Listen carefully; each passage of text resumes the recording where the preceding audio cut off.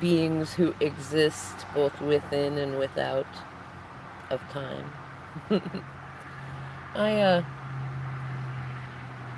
I just got done listening to Maverick's beautiful video inspired by a song that I sent to her called Good Parts by Andy Grammer.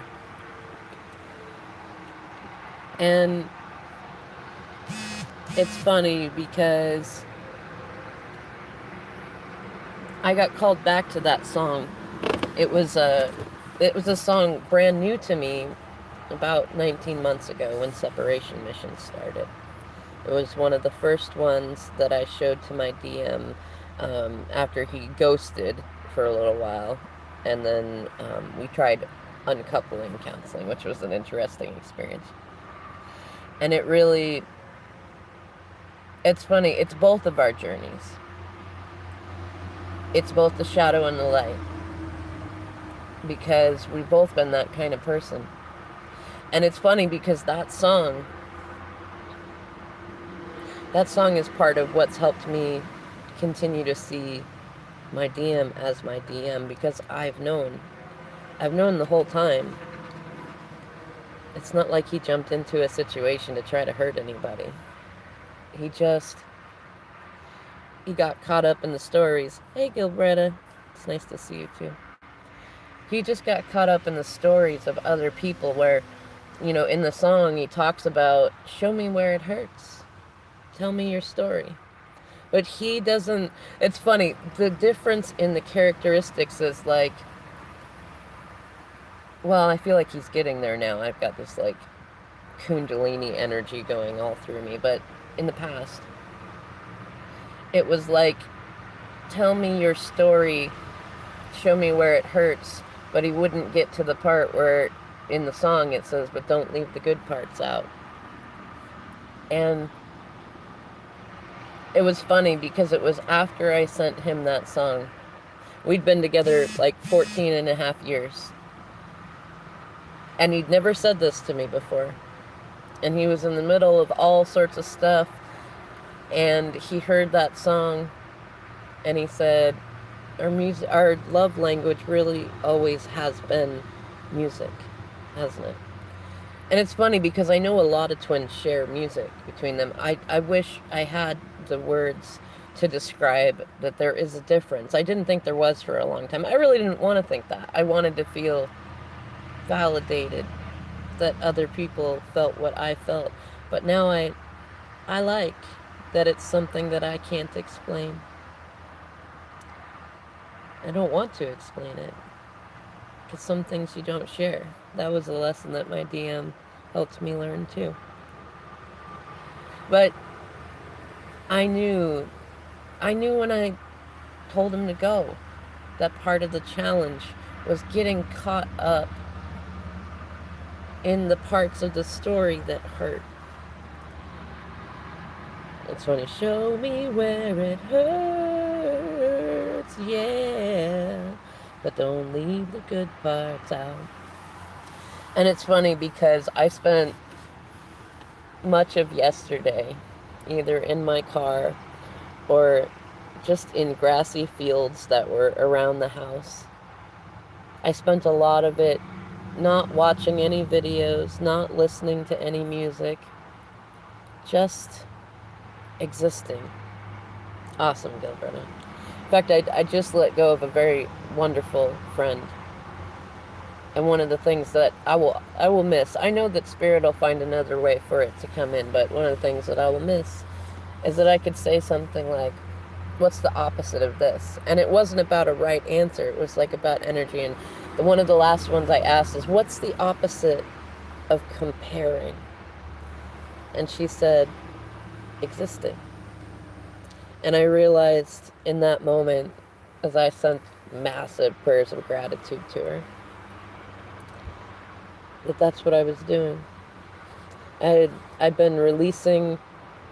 I released my BFF. I released my counselor for many years. I released so much, and not with fear, not with I need to protect myself, not with I've been hurt. Just it just felt like time. It was time. And there were little things that came up along the way, but it was just time. And releasing things in those ways is so different than how I've released things in the past. And I wasn't sure exactly why I was being called to this. I knew that it had to do with self-love and loving my DM and loving my kids and loving my life and being more discerning with my vibration, but I didn't really know. It's like the video I did about the portal, the pirate's portal, to where it's like I jumped off the plank and I didn't know where I want to say the rip stream, but it feels like that's not the tide, and then I want to say rip cord, but that's not quite it either. But like I didn't know where the spirit of the water would carry me. I just knew that I trusted it, and I trust myself more than I've ever trusted myself. And that's part of what was in my mind as I released things with no particular plan in mind. I have a compass of what I know is coming and what I want and overall stuff, but there's a lot of time in the middle of getting there, and I just surrendered. And I said, take me where you will, Spirit. And to find myself sitting in the quiet, amused because I used to get on my DM about how funny it was that he was afraid to be alone.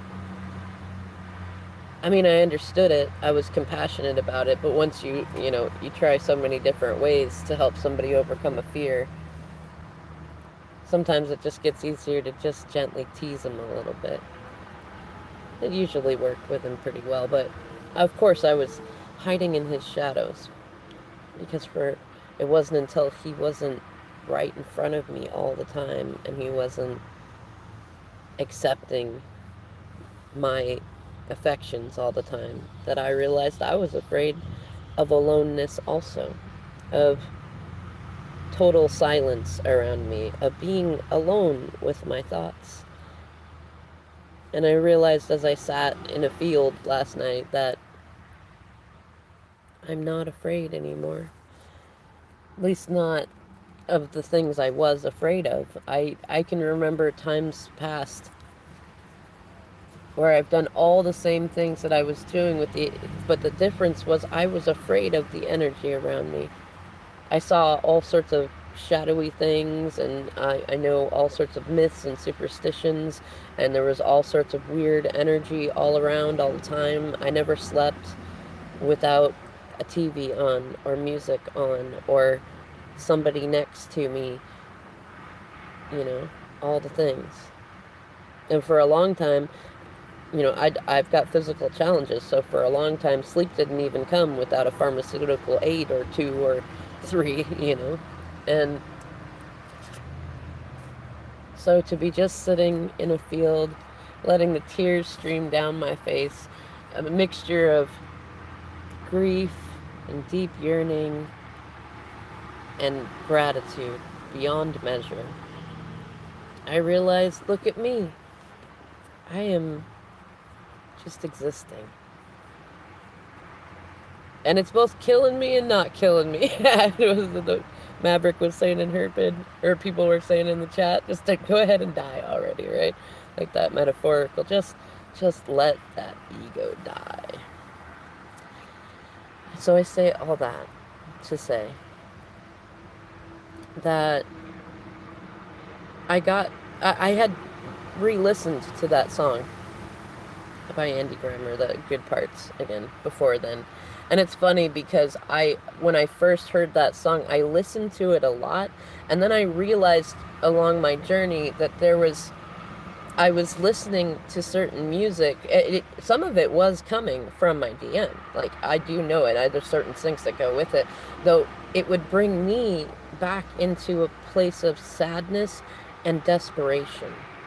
Like, there's a really intense difference between a deep yearning, a love for somebody, an appreciation for somebody, and desperation. And they kind of Venn diagram, so it's not always easy at first to see the difference. And I started avoiding songs like that that were that would bring me to an icky place. I wasn't avoiding squishy places, but icky places, like feeling like he wouldn't come, or feeling like he was going to continue to choose the cycle. And then it's funny because it made me realize when I let myself listen to the song again, if my DM wasn't doing everything that he is doing, it's not that I wouldn't love him, but it enhances why I love him. And that song is one of the examples. And then it made me think about all the people that I've been around. I met some new people too. And it's funny because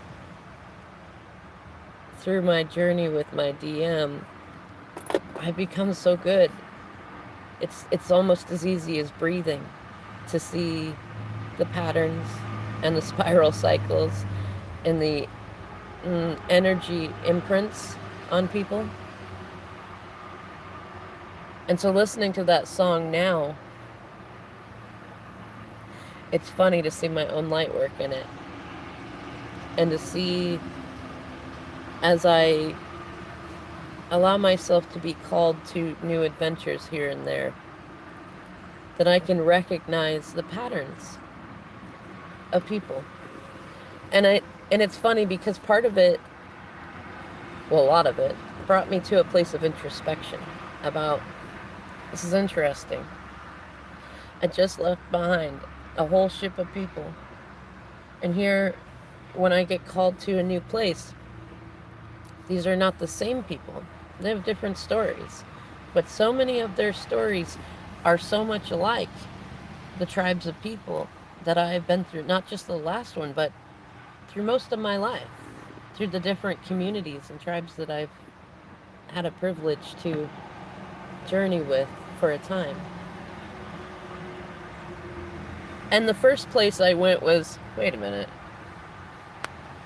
I thought I wanted to go up in vibration. And then I thought, well, what am I thinking of as up? Kind of like a lot of readers will call us to talk about, what do we qualify victory means? What does that mean? What does it mean to win? What does it mean to get what you want? Right? And it was funny because then I started realizing that was an old part of me that was dying, was the part of me that compared different things and looked for deceits and did dragon hunting and qualified things in a status sort of way. Like, I didn't have a picture in my mind of like going to some country club. Actually, it was funny. That was an option. There was like a, what is it, singles country club sort of thing to go to, and I didn't feel called to go to it. But it was a thing on my mind, is like, what does it mean? Like, I'm thinking about glowing up, and I'm like, well, shouldn't I be looking for people that are more affluent? And it was great to be in an experience where it's like, no, at least that's not the thing right now. And what does affluence mean? I mean, does it have to mean money? Does it have to mean material stuff? Because one of the things that I've been most not upset about, surprisingly disgusted by, is my DM's focus on the material, the 3D. And it's funny, even though I have a deep appreciation for it, and I love that we're literally polar opposites, like zodiac-wise we are. So it's important to have differences. And it's funny because through that disgust I've learned, well, I don't know about learned, but just like developed even more of a deep appreciation for him. Even though, it's funny, it's not that I won't go that way. It's not that I won't go towards materialism. Yeah, thank you, Diane. Yeah, affluent in love. It's not that I won't go that way towards materialism. I like nice things too. I like comfort with the bills and stuff like that. I won't go there the way that he goes there currently. The funny thing is like, I notice there'll be little moments, and I love how much he gets caught up in the present moment.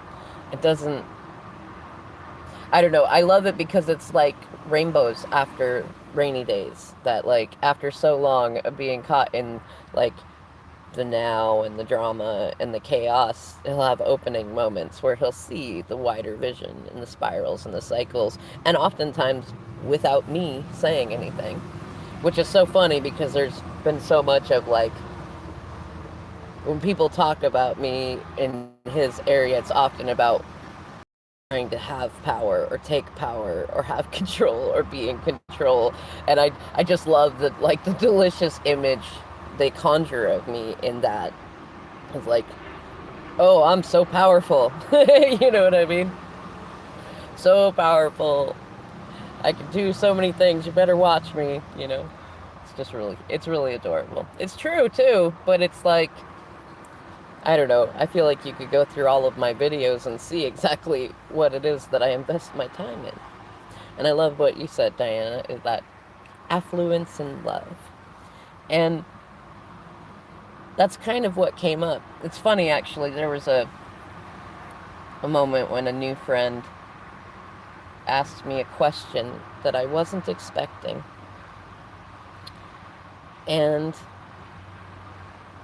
it was kind of one of those, like, oh, I think Divine Maverick said it a while ago, a video where it was like, you're, for a while, when your DM or your twin triggers you, you're like, oh, it hurts so much. And then you kind of get to this place to where you're like ready for it, and you're like, hit me with another one. It hurts so good. You know, like, it stinks so good. Give me another, you know. And it was when she asked me, have I ever had a man kiss me on the forehead just to see me smile? And it's funny because it wrecked me in all the best ways, which is a message that I kind of got from my guides about how I am with other people. I wreck people in all the best ways. It's like the, wickedly divine. Like, yes, I'm such a record. I'm so wicked. But, and I told her, it's funny because it was one of those moments, like, I love what Maverick was talking about like being more discerning about who we share our hearts with, but not afraid to share our hearts. And I told her, I said, yes, I have had a man do that with me, and I miss him deeply. He used to kiss me every morning when he got up, whether he was going to work or not, because he said it made me smile in my sleep. And it caused a couple of really funny, not fights, but just funny fights, because when he'd let his beard grow out, it would tickle my face, and I had some traumas growing up about people, like, tickling me in my sleep, so sometimes I would swing in my sleep. So I always loved that he was both brave enough and adorable enough to still kiss me every morning before he'd leave the room. But it's funny because her asking me that really, it highlighted that song, the good parts. Show me where it hurts. Speak the words that burn when they leave your mouth. And it's funny because that's part of how it felt to respond honestly. And I thought about it, like, I could be upset that right when I release and I think I'm going to be feeling very, very, very, very good, that something comes in that reminds me of my DM, but I wasn't that. It wasn't there. It did not exist. There was no upsetness in it. It was, thank you. And Awesome, Claire. Yeah, see, the song lyrics. Yeah, I know, Dan. Yeah, I know he was prepared. Well, it's funny because I just love that. Like, I know there was a lot of envy from people around us because we were always so playful with each other. And yeah, he was ready, and also ready energetically.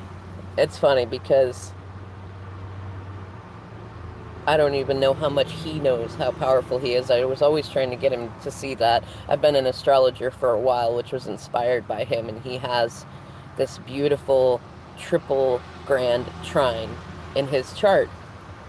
And I looked up everything about that, and it basically says he's like a super manifester.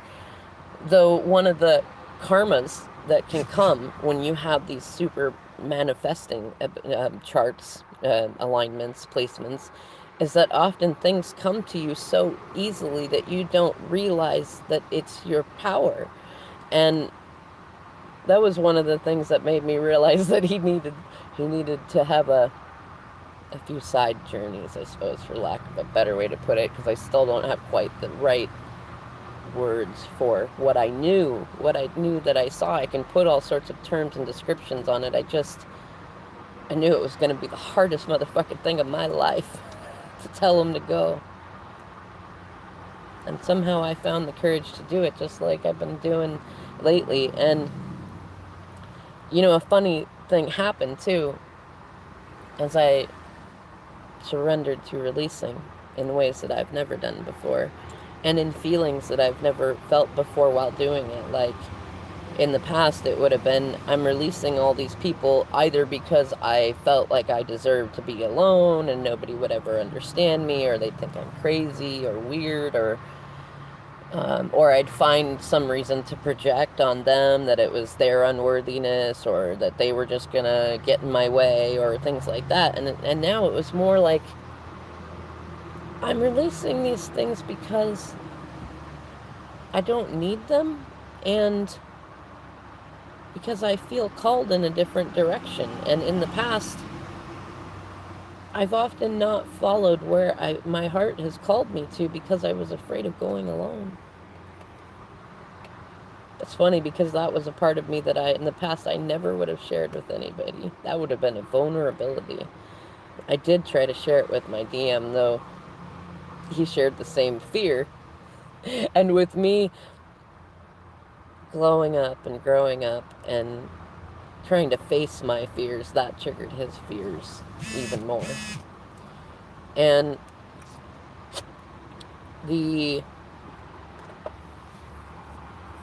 how do I even put it? I don't know. I went, what's the thing from Star Trek? I want to say boldly forward, but that doesn't, to boldly go where nobody has gone before, right? And some part of it felt like learning to exist outside of existence to a degree. It's not quite the right words, but I'm sure those of you that are ready for those groceries can put them in your cart. But the funny thing is, when I started releasing the exterior stuff, this is my mission, or this is my light work, or I need to have people with me in case my DM isn't with me, or I need my DM, or I need this or that, or whatever things, I just started looking around, and I started feeling a releasing of, it's weird. It's like if you're in a room that is filled with clutter, and then suddenly all the clutter is gone. And you can see the cobwebs in the corners that have not been cleaned for years. And you can see the little threads that have been pulled up from the carpet from years moving things on it and vacuuming. And that's when, it's funny because none of the stuff that I saw were things that I was unaware of that needed attending to.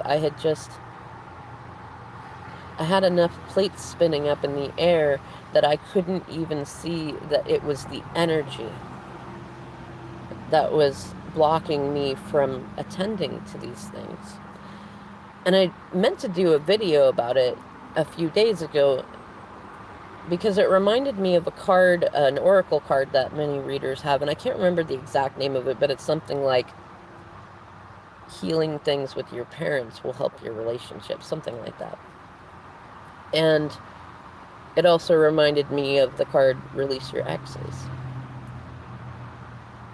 And it's funny, actually, wow, that just came into me. This will be a free one for those of you right now getting these good groceries, is release your axes. Like AXES. Axes, like an axe. Like release your axes. It's not just release your exes. It's like, so many people carry around swords and axes. They're battle axes to remind themselves of when they've been hurt, how they've been broken, what excuses they have for why they can't release. And that, in that way, releasing your exes is not just lovers. And it's not just letting go of people. It's releasing energy. It's releasing wounds. And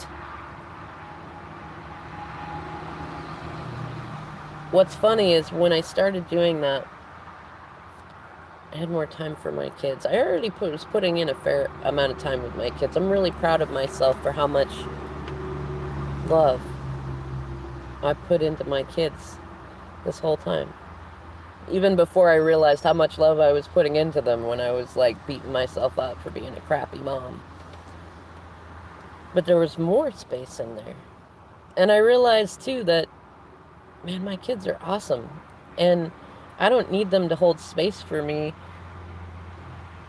And it's funny that they choose to anyways, and not in unhealthy ways. In ways they want to, And the funny thing is that the more I've been home, because I share a home with my parents, I help take care of them. They help me with the kids in some ways. It was meant to be a pit stop. It is just a pit stop.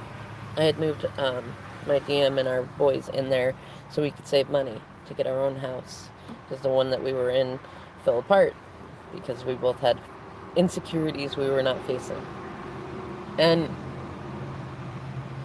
But being there and working on things with my kids again, which is funny because that's where I started looking. Spirit brought me some people that helped me focus on that first. It was like, how are you being at home? Are you, as the song says, preaching what you practice? And in many ways I was. But in many ways I wasn't. And it's a large part also why I'm really, really grateful to the third parties that my DM brought in and that Spirit brought to me. Because having that contrast of how other people are with their kids helped me continue to choose to be affluent in love with my kids. And I love being able to look at them now. We've survived family deaths. Like my aunt lived with us, like literally lived with us, and we've known her forever. And she died of a heart attack all of a sudden. And my back went out and I almost needed spine surgery and shit. And I had to have an ambulance cart my mom, their grandma, out of her hoarded room in a, almost looked like a body bag. I had to take my dad to the hospital because he had a heart attack early on and they put a pacemaker in. We lost 3 pets. One was ours specifically, Dusty. He got run over. And 2 were my mom's dachshunds. And they both died in separate moments. And, I mean, my DM left in ways that were really, well, I want to say they were inappropriate, but what I actually want to say is that they repeated his story in many ways with his parents. And that was hard. That was heavy for both me and my boys and my family. And I love looking at them now. And even though I can see that the pain has left an imprint on their hearts, I can see that all the love that I've poured into them, all the times that I choose them over and over and over again, even over my DM, especially over my DM, who is their biological dad too. I choose them. I had a funny joke in my head the other day. I was thinking about,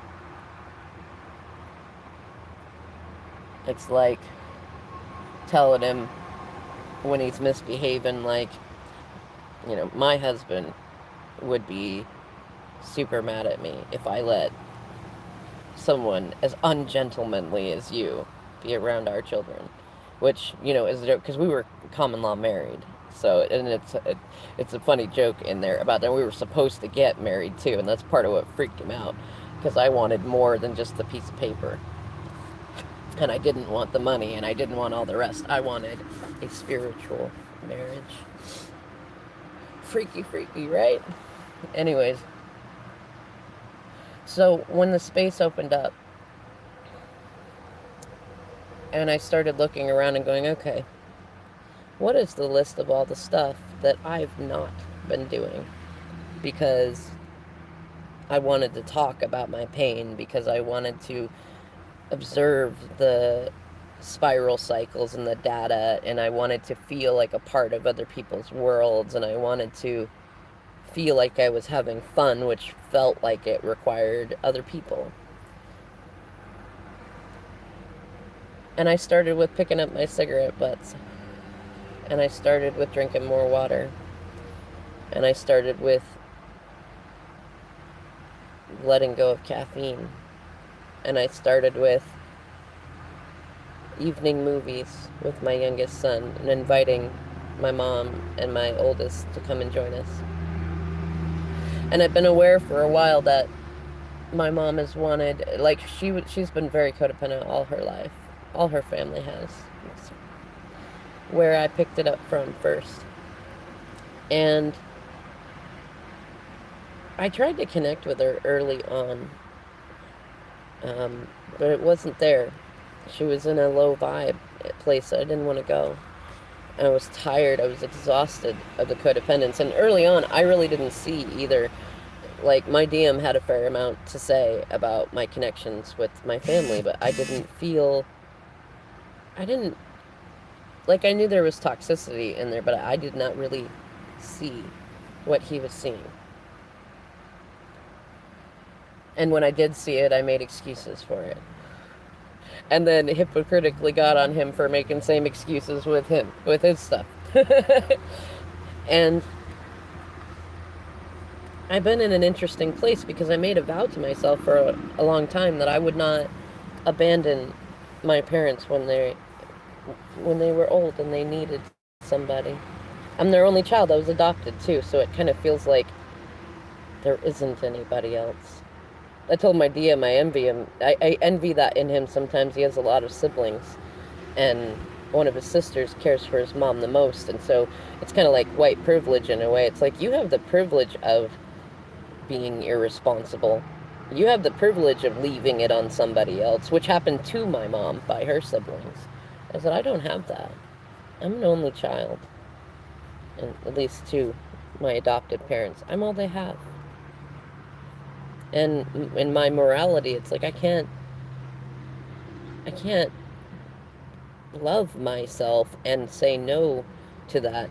Though through healing codependence, that didn't stop, but it changed. Like, what it meant to take care of my parents or to be there for my parents, and especially when my aunt died, because she overdid so much. It just was like this constant feeding of this spinning monster of, I have to do this, I have to be this, I have to do that, I have to get this, I have to just stress upon stress upon stress. I couldn't even be near the house, and then it would wrap in with my mom and my dad and their other sister and just feed itself. It's funny, even if I pulled myself away and pulled my boys away, it would just feed in on itself. And when my aunt died, well, the energy didn't die, but it wasn't feeding itself anymore. And I started to notice my adorable elder mom feeling very out of place. I know most of it is the love. She's the oldest. She took care, like, of her younger sisters, and there's such an age difference from her that for her, it was much like they were her daughters as well as her sisters. And there was a lot of drama that got kicked up in an otherwise quietly passive aggressive family, where it became time for me to stand up for my mom and to say, enough. Enough with this codependence. Enough with the blame game. Enough. And I did. And I put my swords down. And it's funny because it was a marked moment for me, even in seeing my counselor and talking to the people that I was in community with. It was like a lot of them kept asking me, how does it feel to now be the matriarch of your family? And I kind of already knew that was a thing, but it hadn't really sunk in until that moment, because I had always been the youngest, the little girl, the quiet one, or a lot of people would try to say, this is none of your business. It's like, excuse you, I am not a 6-year-old.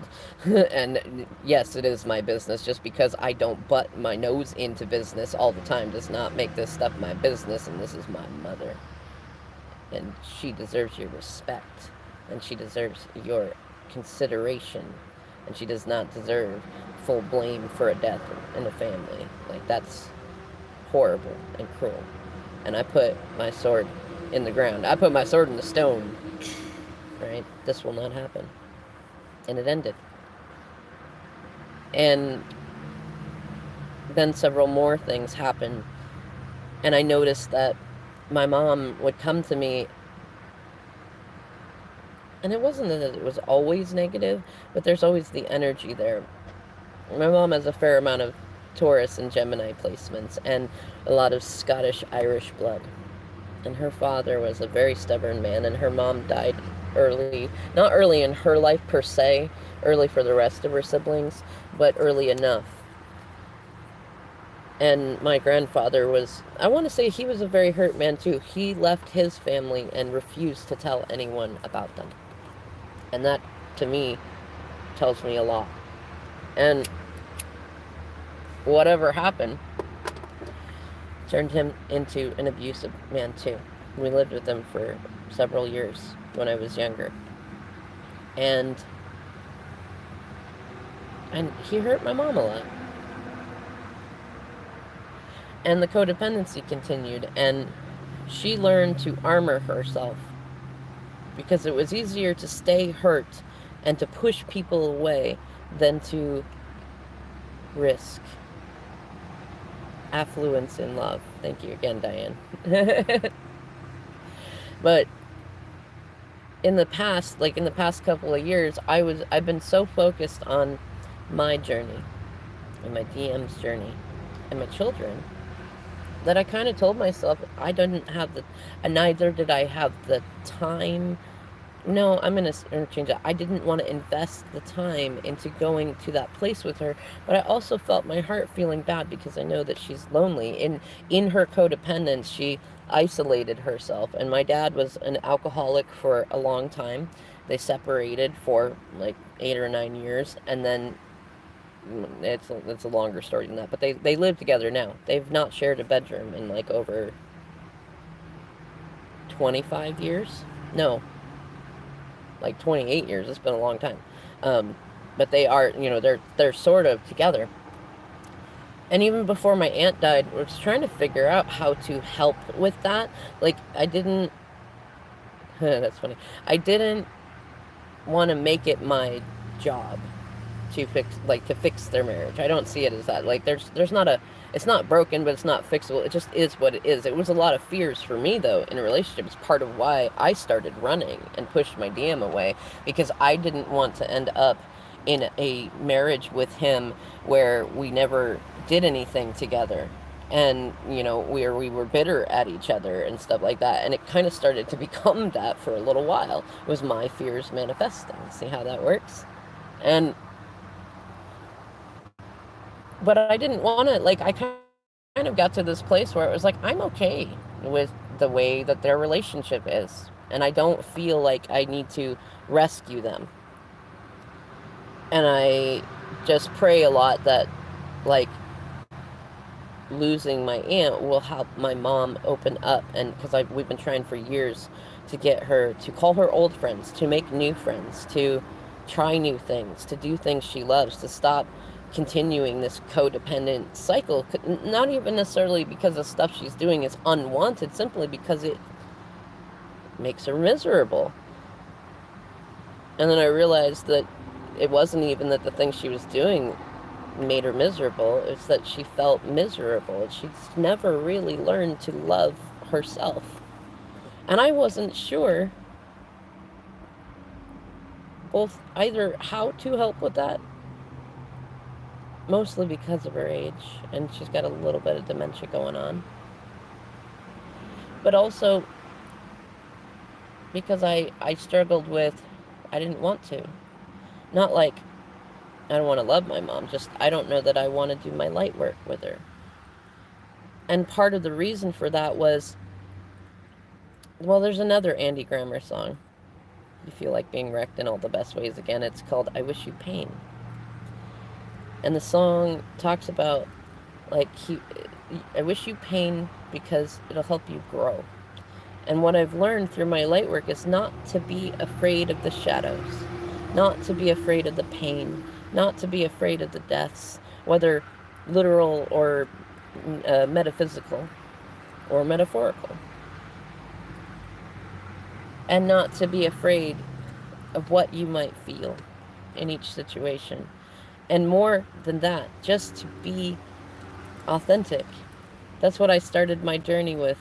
That's what changed everything when my DM left and tried to jump back into his old cycle, is I chose to embrace authenticity. And I touched every edge of it, every border of it, every squish in it. I still am. And I realized the reason that I didn't want to do my light work with my mom was because I want to be authentic. And I don't want to fight. And there was a part of me that's like, I didn't want to make her cry. And I didn't want to hold the mirror up for her because I knew it would make her cry. But then I found myself, it's funny, Spirit will do this with you, especially when you allow yourself to be a hollow bone for it. My DoorDash work got slower.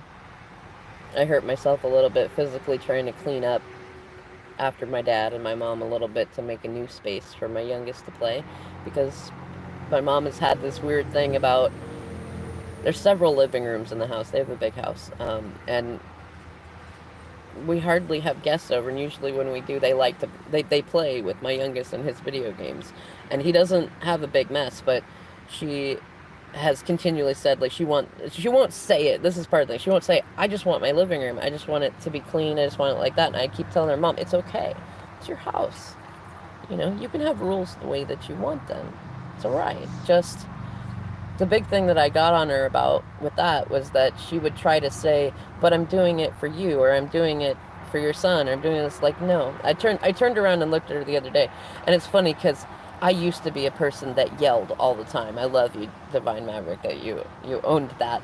I owned that in the beginning too. It's like I yelled I was very snappy, just like, you say something that triggers me and I turn around. It's not that I yelled, but I raised my voice. And this time, it's funny because it makes me feel connected with my DM, because he whispers a lot. And our youngest whispers a lot. And he used to say, you see, the thing is that when you yell, everyone can hear you. Sort of. But when you whisper, people have to lean in to hear you. And I wasn't thinking of that when I did that. I do now, but I turned to my mom, and it was a long porch we were on, and I was actually trying not to have long conversations with her, but I'd already decided, you know what, this is where it starts. This is where, that's funny, I just saw a big pink semi-truck that said 1, which is several sinks for me. I hope it's some for you. But I turned around, and she had just told me, I can't get your youngest to help me clean up the other room, and I keep trying to tell him, but this is for him. And I felt that power come up in me. But I turned and it softened, and I walked up to her and I said, Mom, this isn't for him. This is for you. And it's okay that it's for you. But I will not have any more of the shaming or the guilt trips, because my son is 9. He doesn't give a shit about where his stuff is. He just wants a place where it can be, where you will stop touching it and saying that you're cleaning it. That's all he wants. He's very simple. He's 9. He doesn't, she said something about, like, when I said he doesn't care. She said, well, that's obvious. And I said, he doesn't need to care. It's not his thing to care about. Cleaning these rooms and doing these things is for you. And I want you to appreciate yourself for requesting what you want and getting it.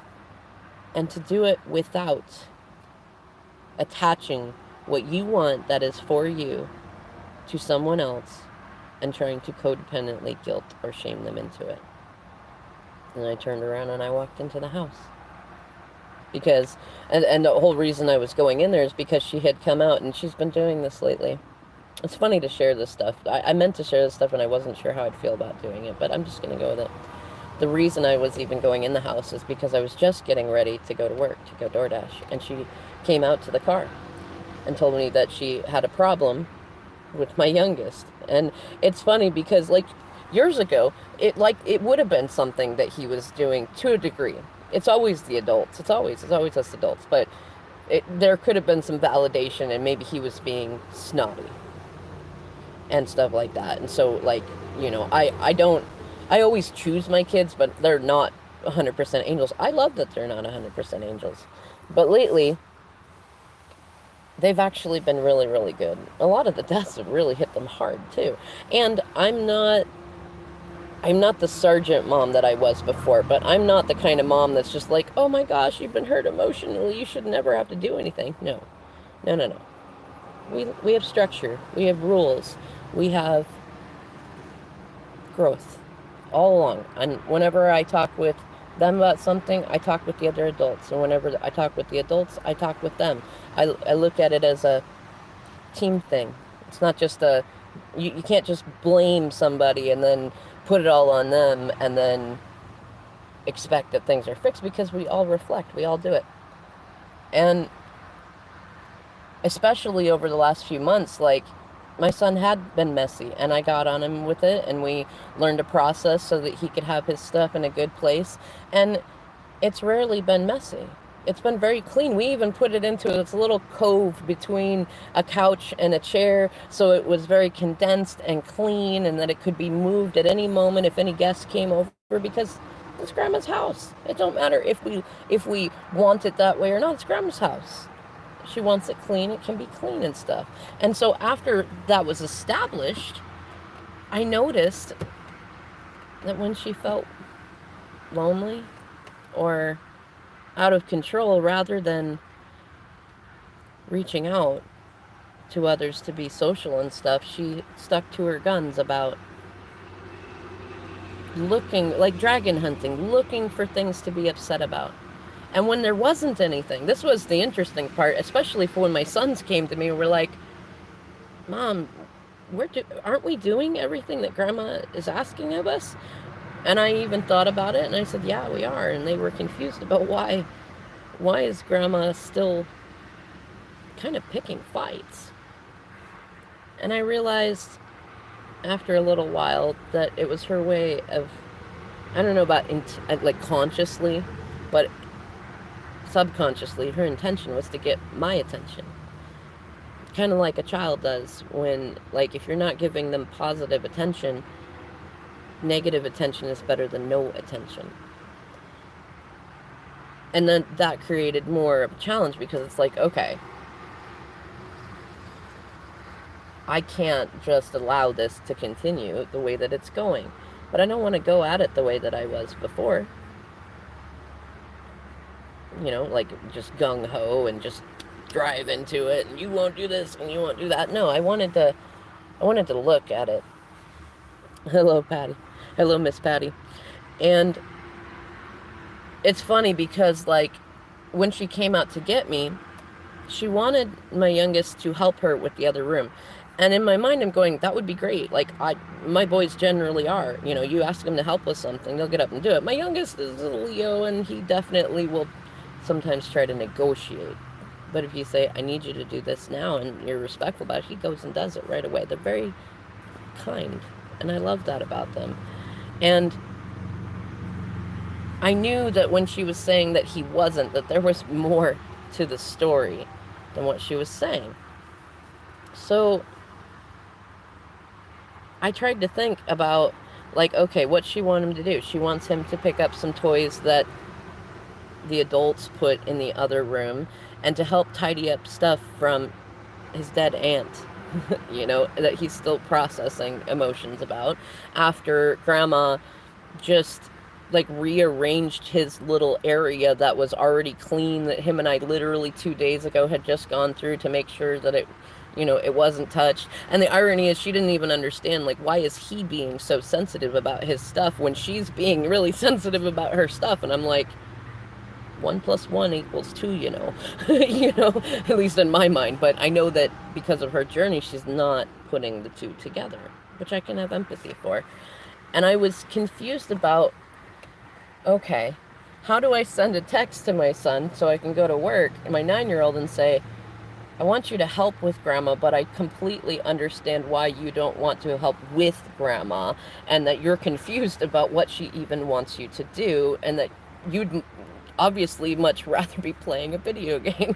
And everybody has kind of become like that around my mom. Like, we all love her, we want to be around her, but she's miserable, and it's hard, you know. And it's like when the lack of chaos from her sister was there, she starts looking to create some. And I started noticing, because I'd noticed how my aunt had done that when she was alive, and how the absence of that was there now, or is there now, but I hadn't really noticed how my own mom participated in that.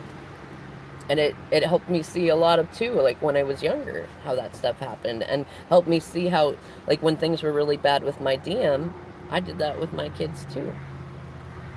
And so when I was going in the house, because I said, I can't figure out how to just send a simple text in this moment, because it's not overly complicated, but it's not that simple either. But it'd just be easier in person. I went in after I had said to my mom, enough with the shaming, enough with the guilting, you know, this is for you, and that's okay, it's good, you want it, I'm not arguing it, but enough with the guilt and the shame.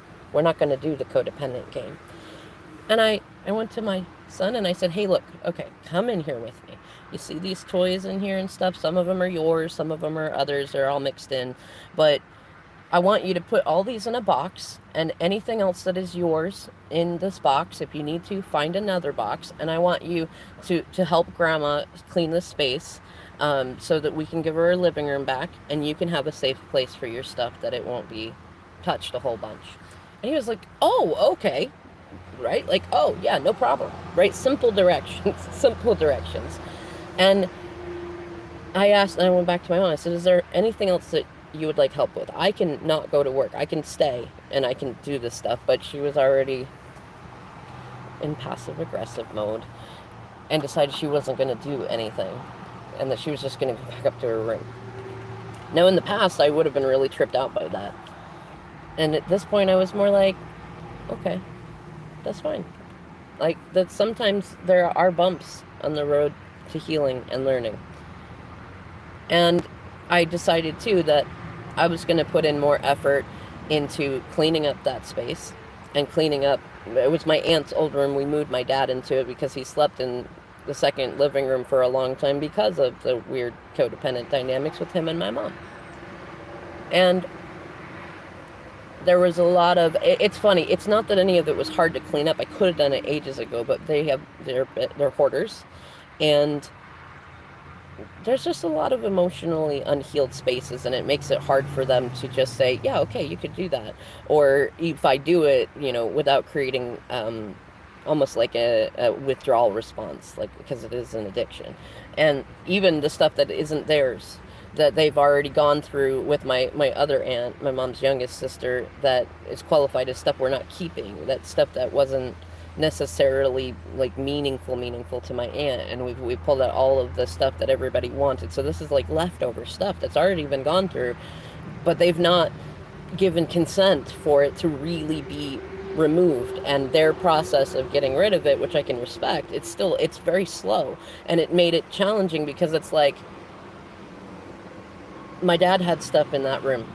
My mom had her stuff in that room. My aunt's stuff was in that room. And that's where mom wants my youngest to have his play area, which is great. I love it. It's a good separation. It works for everybody. I love it. It's a great idea, And in a way, it does work for him in the sense of if she stops touching his stuff, like, yes. But it's for them, and I'm happy with that. It's okay it's okay, but it's frustrating when things won't get moved. And in the past, I would have just said, okay, you don't want it to be moved right now. Okay, you'll do it in a few days. Okay.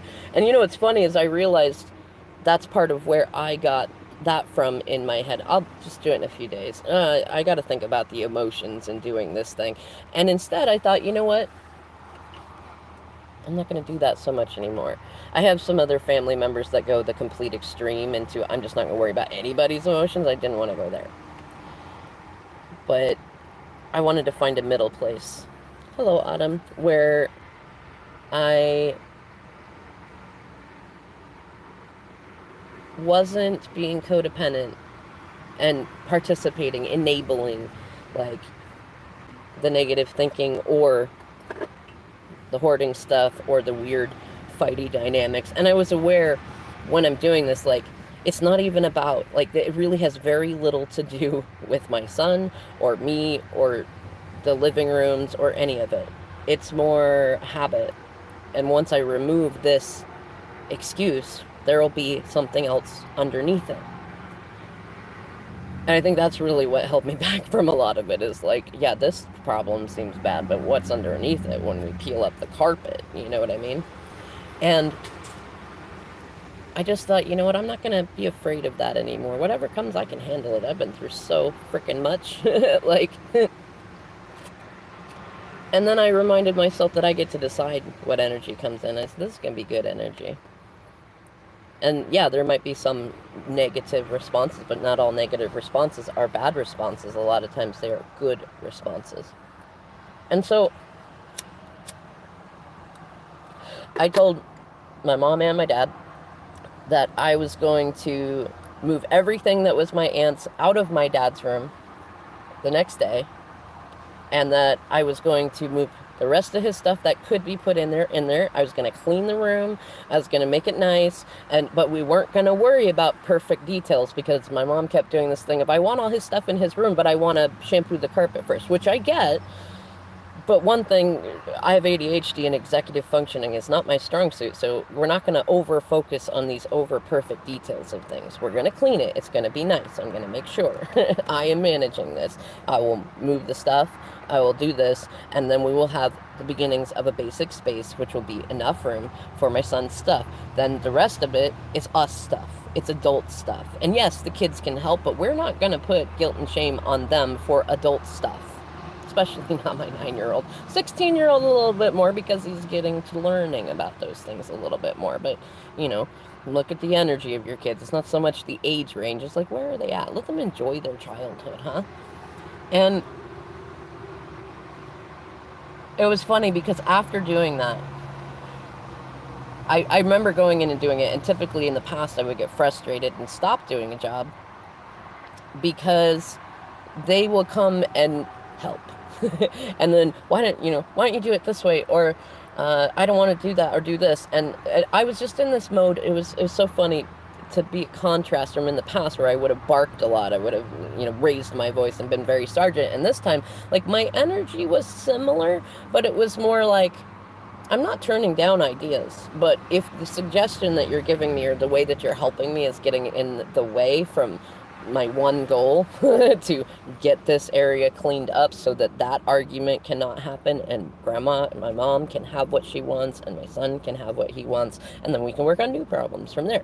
If it detracts from that goal, which I have to do quickly partially because of my body, I did hurt myself in that. I had to be concentrated, but I didn't have to be mad. I didn't have to be looking for blame stuff. It was just like, okay, I'm observing where these cycles are coming from, why they are coming the way that they are, and I'm not going to be afraid of them. I'm not going to ignore them, but I'm not going to put my focus into them. I'm going to put my focus into this happy vision that my mom has told us that she has. And I was hoping that, you know, in getting it cleaned up and getting it set up, that she would be like, yeah, I feel great. Well, instead, she came out and she wanted to talk. And I've been doing this thing over the past, like, 4-ish months where I've been trying to spend more time with her, going and just, I don't know, just being light, you know, like focusing on good stuff, talking about good things. The conversation always has gone back, I'm going to say has gone back to shadow work. And it's like, on one hand, in me, I'm like, I totally get your experience, Mom, and I don't want to take that experience from you. It might be part of your journey, I don't know. And I have empathy for where you're at, though I don't want to go there with you. And part of me had decided I wasn't going to tell her that, because it felt like where she is on the tier of her spiral cycle, she might not be able to understand. But then I realized I was doing what she was doing, because that's, and it's funny because what I'm going to share is an example of it. She came out to me and she started kind of, well, I'm going to backtrack. There was a moment I went up to her room. I've been trying to go up to her room more, which was a challenge for me when my back was still healing. But I went up there, just, how are you doing? What are you doing? Let's talk. And it went to an okay place. And then she started complaining about my dad. About stuff that happened like 40 years ago. And complaining about the kids. And this is something that she does a fair amount. She'll complain to me about my dad and my kids. And anybody else, for that matter. And then she'll go to my dad and complain about me and the kids. And then she'll go to the kids and complain about me and my dad, their grandpa. Which just doesn't... It's funny, it doesn't make me mad anymore. It's just like, how is that helping anybody? Like, that doesn't get you what you want. Doesn't get anybody else what they want. But I also recognize she has a challenge communicating things to me, not because I don't hear her, not because I'm disrespectful, but because I take a balanced approach. I think about everybody in it, and I apply the obvious things are obvious, especially with codependency and stuff like that. And I talk about, let's have a healthy balance in it. And that, it's not that it often, it's funny, it doesn't even go against what she wants. It challenges why she wants it.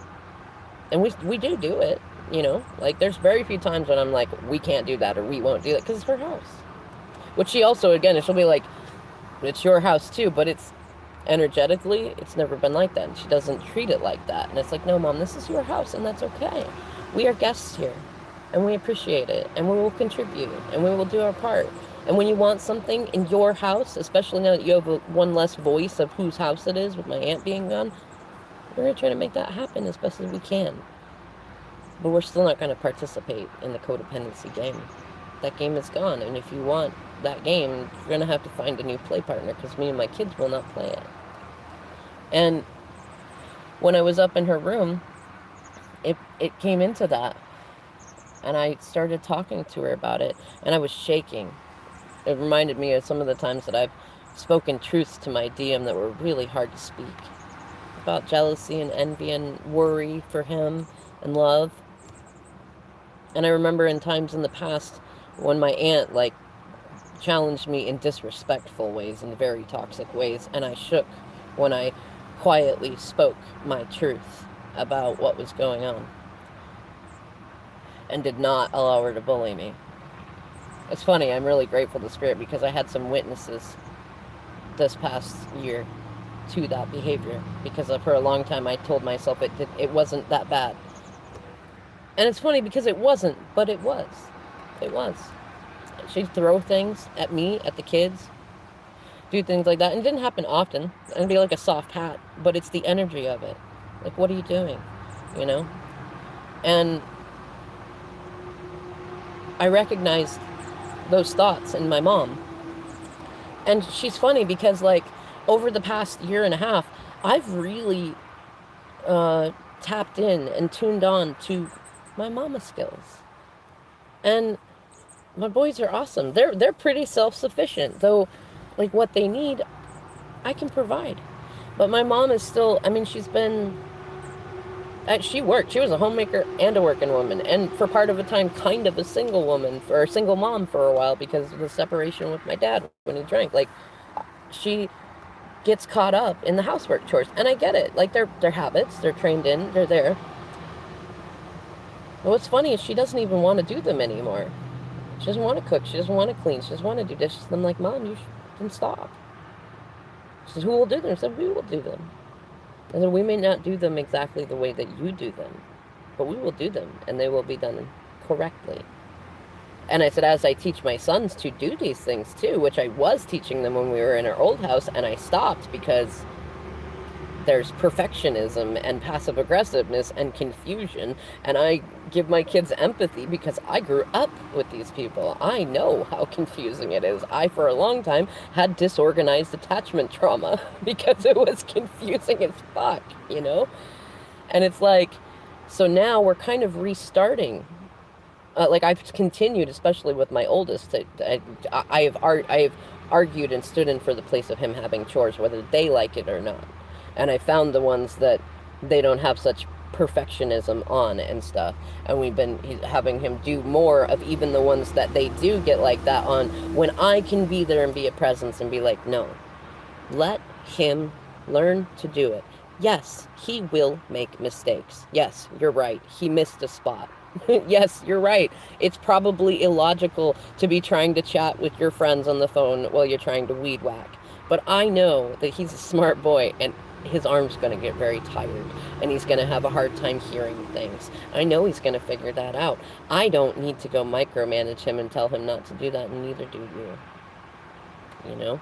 And when I was up in her room, it was something similar to that, where it was like pleasant conversation, and then all of a sudden, like, me and your youngest are having a fight, an argument, and I was like, what?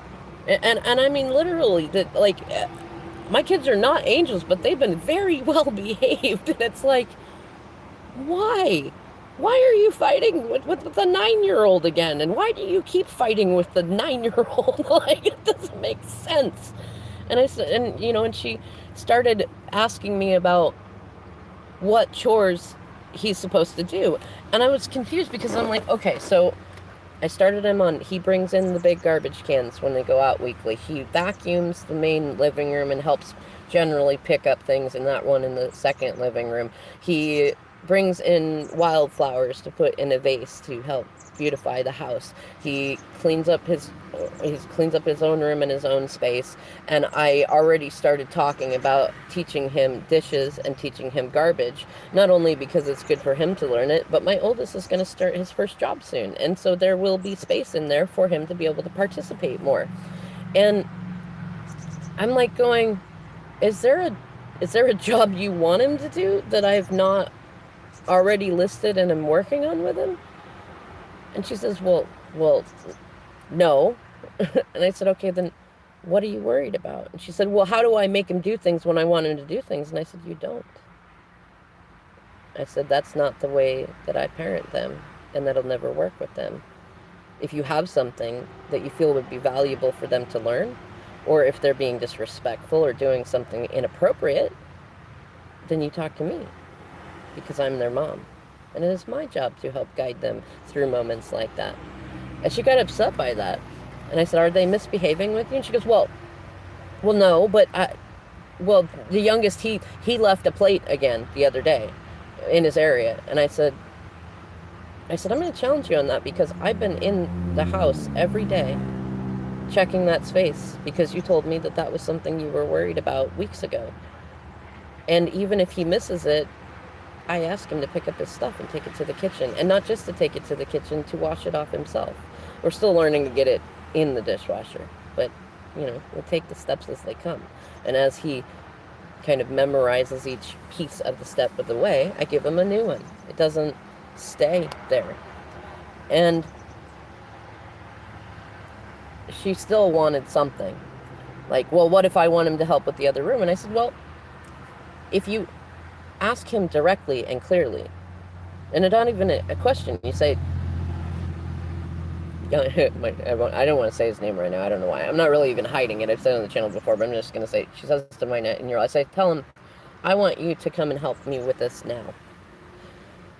And she said, well, he always argues. And I said, no, hang on a second, because I encourage my kids to be good negotiators, good communicators, to value consent, and to value everybody's time, including theirs. And they do that with me because I respect what they feel is a valuable use of their time to a degree. I'm a mom, I don't let them eat pizza all the time just because they love pizza, you know what I mean? But if they feel like a game brings them joy and they enjoy it, or going out with their friends brings them joy and they enjoy that, I want them to have that. I respect that. They're young. I want them to feel appreciated for who they are. And I've listened to several of these conversations, and it's funny because there's been many moments of almost like helping to reparent my parents. Because, Mom's told me this in the past, that she'll say, well, what she said, she's unclear. She'll be like, I'd really prefer if you would come and move some of this stuff when you have time. And, what? Like, a kid's going to be like, okay, well, I don't have the time right now. I'll do it later. Happy to do it for you later. And I've struggled for the last year and a half because it's like, I don't want to teach my kids to just jump up and hop to in every moment that somebody, ambiguously suggests that they want something done. It's very codependent. And I also want them to be respectful and get up and help when somebody has to help. So it's twofold to me. And I've talked with them about, grandma comes from a different time and a different place, and she's trying her best to communicate to you in a non-aggressive way that she wants you to help, and you can do that. But I also understand that just like you see us adults, we put priority into the things that we find fun and that we want to do, that you would like some clarity. And it'll be like, let's say, my son just started Forza. He likes Forza. And in that game, you can't pause it in the middle of a race. I game tested that game. I know you can't pause it. And for him, that's a passion. And he loves it. And it's not, he's not obsessed with it, but he loves it. And he tries to go around and make sure that all the things the adults might want him to do are done before he sits and plays it. And then Grandma will come in and decide that she wants to do something. And it's not even that she needs him to do it. She's lonely. And she doesn't want to ask the adults, even though we'd happily help. I ask her all the time, what can I help you with? What can I do? What do you want to do? Things like that. So does my dad, And I've taught them, what? When Grandma or Grandpa ask you to do something, and I've taught my oldest this too, because he runs a whole server of people on Discord for a game novel that he's been writing for years. It's freaking amazing to me. And I can understand getting into that, you're tuned into it. You're in this really great vibe. And so I said, when somebody asks you to do something, if you feel you're consumed, busy doing something, say, is this something that you would like me to do right now? Or can I do it in 5 minutes, 10 minutes, 30 minutes? Give it a time. How much time do you think you need? Because most adults are totally comfortable with that. And I feel like that's a healthy middle ground. But my mom and dad came from a time where you didn't do that. Children were seen, not heard.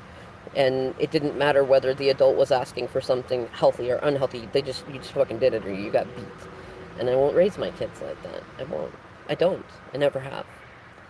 And it was funny because what had my intention of going up and just trying not to put a time on things, like not like I'm just gonna hang out with her for like 10 minutes or whatever and then go before it gets bad. Just I'm just gonna hang out and see what happens. And I did not have the intention of starting to talk about this stuff with her, but I went there, and I thought this was gonna be the only time that I would really have to speak these words. It's funny that it was, and I'm okay with it, but it started with like, Mom, you choose to focus on what makes you miserable. And I want you to focus on what makes you happy. I don't want you to worry at all about what my kids are doing, because I'm well aware of what they are doing all the time, even when I'm out working. And I don't even have to force that. They tell me. We have great communication. And they don't need any of the things she's doing. Anything that she's doing that they do need, I can do or do. And I said, I don't want you to worry about that. You're retired. You got lots of time. You got money. You got a husband who loves you. I mean, yeah, sure, like, you seem miserable about it, but that man freaking loves you in his own clumsy, adorable ways. And even more so since, he didn't know what to do when I came up and found her in her room and she was dying. Her heart, her kidneys. It was fucked. She had a blood infection. It was fucked.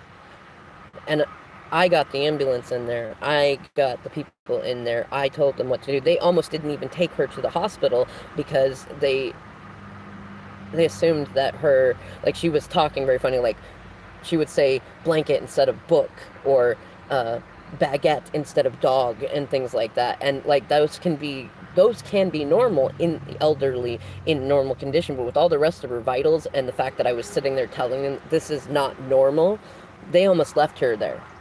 And my dad didn't know what to do. He did not know what to do. And I told him, no, you're going to fucking take her to the hospital. And they said, okay, you're the boss. And they took him. And I took her. And my dad has been very scared ever since then. He had already had the pacemaker in his chest. And his doctor asked him a few months ago, what was this big event that happened? And I said, that's when Mom got pulled away. And this was actually the third time I had to send her to the ER. But this is when she got moved out in a bag. And he said, oh, that makes sense. And his heart has not really been doing very well since then. It's not awful, but it's not great. And he's kind of set in his ways about doing the things that he needs to do to make that feel better. But I see him, he's so adorable. He's stubborn as fuck. My dad, yeah, but he loves my mom. And he's willing to... He's the kind of guy that would have slept on the floor or on the porch outside in the front just to be near my mom. He's that kind of guy. He's not great at communicating it, but that's who he is. And I love that. And I respect that. It's very codependent, though. But I respect that. And my mom started getting onto... Hello, Cardinal. Just giving out some good groceries. I love Divine Maverick. But the conversation about, how can I make your kids do things when I'm bored or upset, rather than because they're doing anything wrong, turned into, I don't want to go anywhere because I don't like going out with your father. And I don't want to go anywhere by myself because I don't like going anywhere by myself, but I'm not going to sit here in my room anymore because I don't like doing this either. It was adorable and frustrating at the same time. And I'm like, Mom, you got to stop. You got to stop with this miserableness. And I said, I have to tell you a truth that is heavy. This is why I don't want to hang out with you. And I said, I've been having a hard time trying to figure out how to tell you that. Because I love you. And so much of me sees you. I see that you are depressed as fuck. You're sad. You lost Donna. You don't like your marriage. You won't leave it. You want so much to have adventures in the world. And you're Gemini. You need social time. You need friends. And I said, but for one thing, I'm your daughter. It's not that we can't be friendly or be friends, but we're not friends. And this is part of the reason why. And I said, it's not even because you are in the place that you are in. So I'm going to own it's because of the place that I'm in. Like, I'm not ignoring realities. everything you're saying is true. You have been hurt. A lot. I love you, Mom. You've been hurt a lot. I believe you. Though it's up to you to decide to stay there. To stay in this bitter place. You got this chronic bitterness going on. I said, I don't want to take it from you, but I will if we hang out. As a natural consequence of who I choose to be, which is somebody who is not bitter. And I said, the funny thing is, a lot of that's inspired by you. And it's not who you've been, but it's who you've told the world that you are. It's partly in the codependent stuff that you've taught me to always be kind, to always do the right thing. And I said, Mom, it's been crazy growing up with you. You did the best that you could with me, but it's been confusing when you're telling me to do the right thing, to always be kind, and to codependently never like put myself first and do all that. But then the only thing I see you doing that's consistently of that is the never putting yourself first or even equal to the people around you. And the rest has been this like veneer of being kind, the veneer of choosing love and goodness. But you do the wrong thing a lot. And so it's not even that it's wrong, it's a choice, it's your life. I am not non-judgmental, but I'm very, I don't know, I don't judge a lot of things because it's everybody's different experiences, and I respect that, even if I don't agree with the path. And we got to a point where the conversation kind of got low because she wanted to fight. And I kind of love the space that I'm in that Spirit's brought me to, where people can absolutely be fighting with me, and I'm not fighting at all. I'm just flowing with it, just going with it. And I could tell that she needed a rest, so I said, I love you. Can I bring you something to drink? And she said, no. I said, okay, I'll see you later. And I left. Went and hung out with the kids, and then went and did some more work. And I even told the kids too, I said, I just had a really heavy conversation with Grandma. I'd like you to be extra nice to her. Give her some more hugs. If she asks you to do something, please do it a little extra quick. Because while 100% of it was for her, some of it's for you too. And you don't have to take responsibility for it. Just know that you boys have taught me a lot about love. And so while it's sort of for you, it's also inspired by you. Especially my youngest, who is very squishy and sensitive, and he helped me get out of my yelling. And actually my counselor said something to me that helped me understand. It's like, why would somebody be so sensitive to yelling? Like, I was used to being yelled at. I was used to people yelling all the time. And he said, because to him, yelling feels like rejection. Even just a little bit of raising your voice, it feels like rejection of his being. Which is something that's funny that I realize my DM feels the same way too. And it really helped me heal my yelling and stuff, most of which I got from my mom. In any case, a few days passed. I put in a little more effort into being around my mom. I was never impolite, but I didn't spend any real quality time with her unless we were doing a family movie or something, or there was guests over. Kind of, because when there are guests over, when there's other things going on, she's a very kind, polite person. You can still feel the energy, though. That low vibe energy, that tangle beast, the ickiness, the victim consciousness. You can still feel it, but it doesn't get talked about. Because my family was one of those, you don't air dirty laundry. You don't even talk about dirty laundry amongst yourselves, except you do, but you pretend that you don't. That's kind of where it went. And which was also something that I had said to my mom that night, is like, I know that we come from a family where you don't talk about this stuff. You do, but you don't. And she didn't want to argue that, but she couldn't. She's like, no, you're right.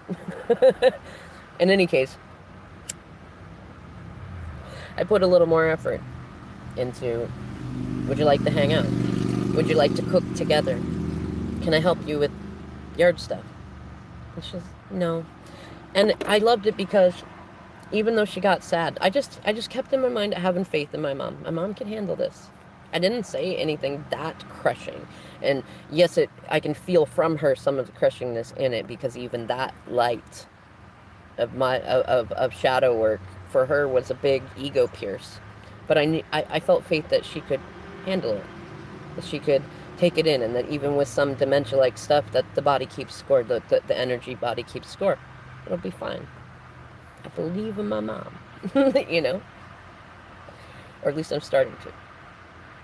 And so after a few days, I see her in the garden in the front yard. And I thought, fuck yeah, go mom. And I went up and I asked her if she wanted some help, because she does have some physical limitations. And she says, no, I got it. And I said, okay. And then I said, all right, I'm going to go do some door dashing, but I'll be out and about. If you want me to stop at a hardware store for gardening supplies, if there's anything that you need, let me know. She said, all right, we're fine. And then I get back. It's like half done. And the boys are in a weird energy, and they're in a weird energy. And just as I was just pulling up to the drive, my youngest sends me a text, said, can you come home? And I was like, okay. Now, the irony is he didn't actually need anything. He got left alone mostly in this one. He just wanted to be able to ride his quad, which he can't do unless I'm there to supervise. But I came in, though, and I could feel that something was weird. It's like something strange is going on. Something strange in the neighborhood. Right? And I went in. I said, hey, Mom, how you doing? What's going on? Did you need some help with the garden? And she goes, no, I'm tired of people helping me. And I said, what? I said, what? What's going on? And she says, well, I was out there. I was doing just fine with that trimmer, that half crescent moon shovel-y thing, when your father came out. And I went, oh no, where's this going? And she said he came out, saw that she was doing that, and then immediately went in and barked at my oldest son to wake up, get out of bed, and come help Grandma. Which, okay, fine. But if you've met my dad, he means well, but he's not polite. He's very disrespectful. And then he demands that you be exactly the way that he is the opposite of the way he's being. So there's some understandability in it. But my 16-year-old got up, because he knows. And he's also preparing for a new job. So he knows that some of his bosses may be like Grandpa, or maybe like Grandma, or maybe like other people. So he's like, all right, I get up. Like, he's assuming there's a big job that he needs to help with. All right. And I'm proud of him for that. And he does his best to not be annoyed at the way he got woken up. And he goes down and he finds my mom and my dad, Grandma and Grandpa, standing in the front, while Grandma is standing there looking pissed, holding the trimmer shovel. And Grandpa is trying to tie a string from, his stake from one end to the other, because he's worried that Grandma will not make a perfectly straight line. And Grandma don't give a fuck about it being a straight line. This was more about Grandma wanting to do something for herself that she knew she could do. And Eamon comes out and is like, this is my oldest son. I guess he's out. He says, what do you need me to help with?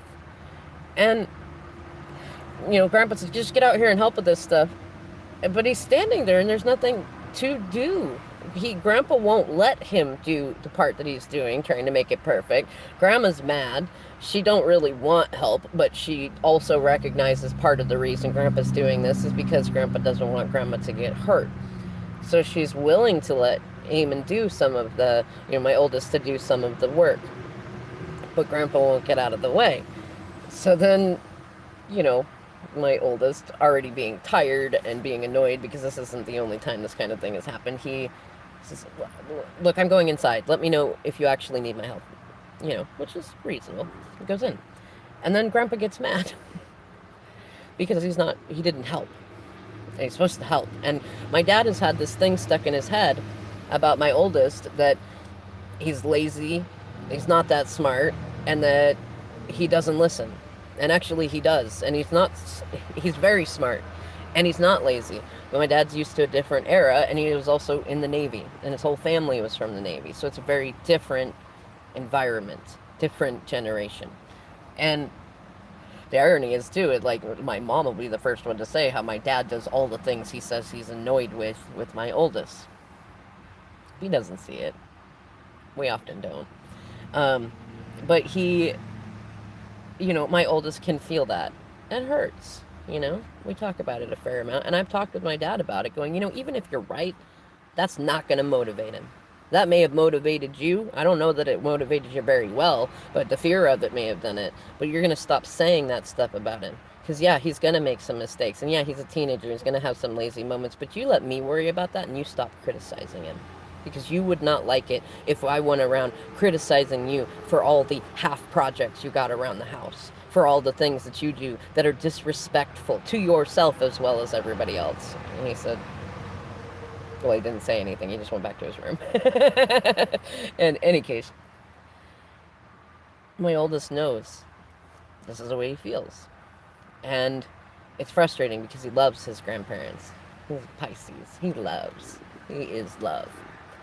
And so my dad gets frustrated, stops what he's doing, goes back inside to tell my oldest to come back out and help. And the same thing happens. 69 baby girl. And at this point, my oldest gets snippy. Which is, for me, I'm like, that seems like a healthy response to an unhealthy situation that's being set up by adults. So what do? I don't want him to be disrespectful. They're claiming it's disrespectful, but they're also not owning what just happened, And I'm like, I'm one of those, like, look, I definitely want to work with my kids about emotional maturity and self-discipline, but I am not going to train them into your codependence. This will not happen. So my mom starts telling me about the story, and I hear her out. And I tried to just be in appreciation of it, like, oh man, that's hard.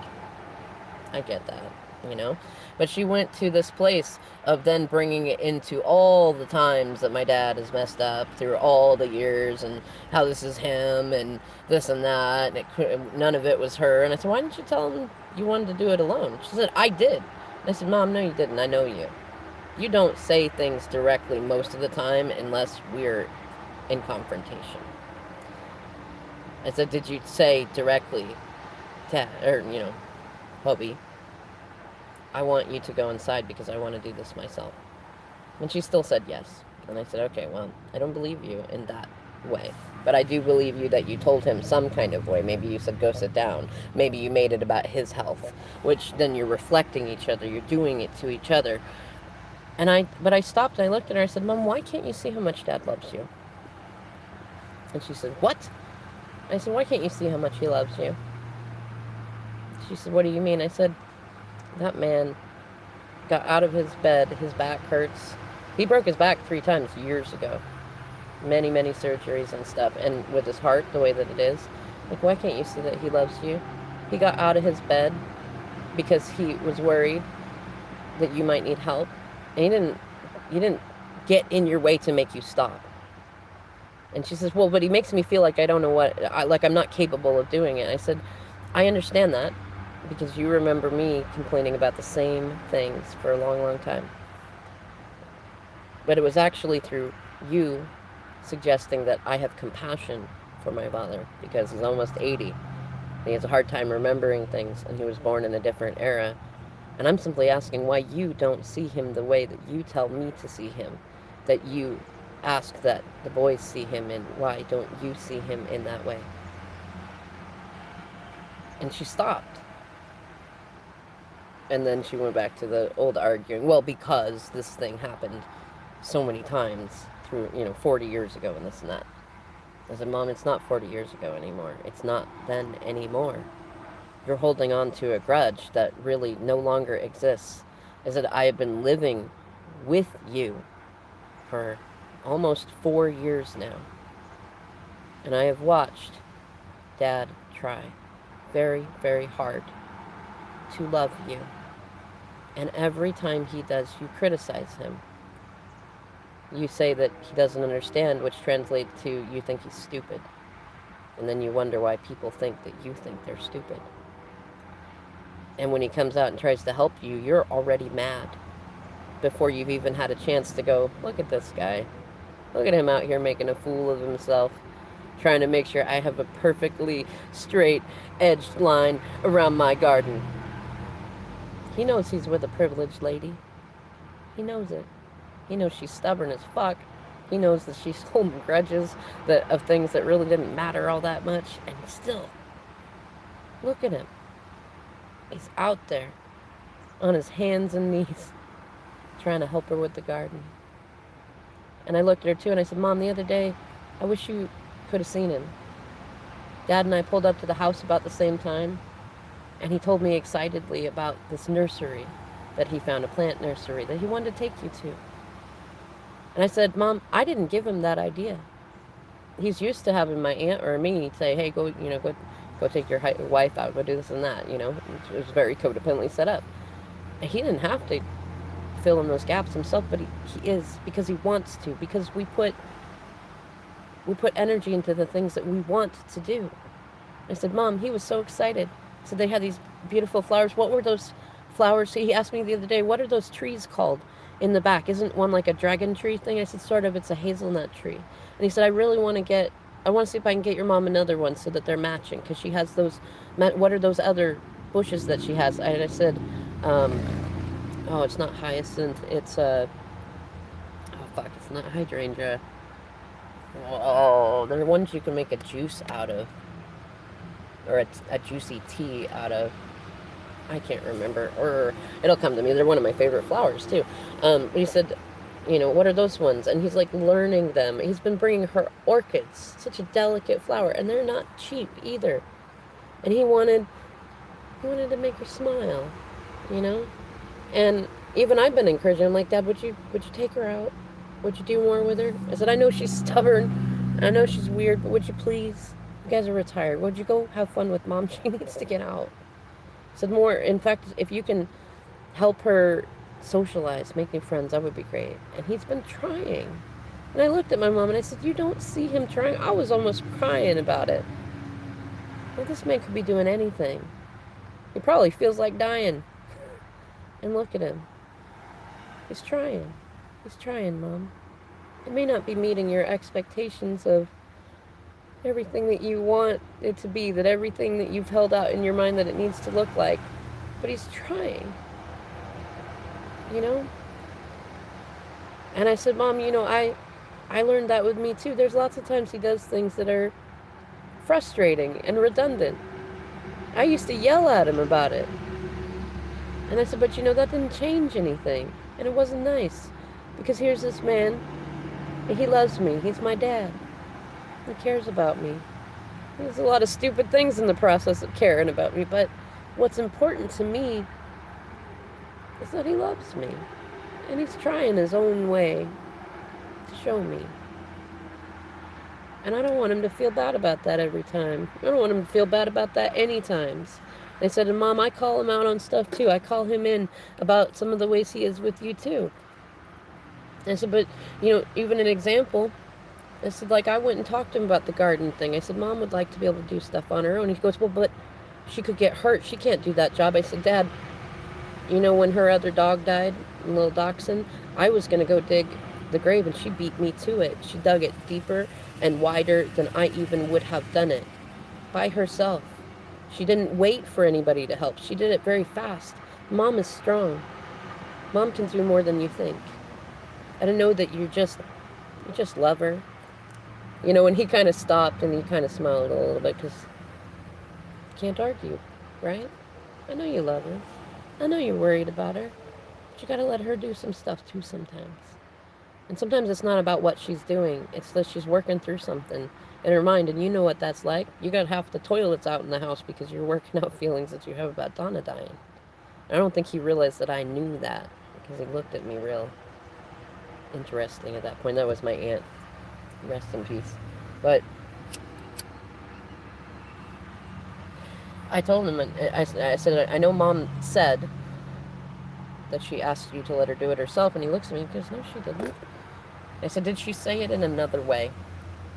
And he said, well, she just kept saying, go inside, go sit down, you'll hurt yourself. And I said, okay, that was her way of saying, I want to do this myself and I don't want to hurt your feelings. And he kind of went, oh, okay, right? And I know he won't totally get it, but it's there, right? Talking to both of them. And I even went to him and I said, Dad, I love you. I love that you were trying to help Mom with the garden. I said, I see you putting in a lot of effort with Mom. It'll work. It'll work. And I see you and I love that you're doing that. And so then we had another moment yesterday. And I was just in my relaxed place. I'd had a tearful morning. Not a bad one, just a tearful morning. Just things are flowing. And she wanted to come out. And I thought, my first thought was, oh, she's out of the house. Good, yay. My second thought was, oh shit. What is it we're going to go through? Because at any moment, she could be the dog that bites and be like, I'm really mad that you said that to me. But then I realized I wasn't afraid of that. It's okay.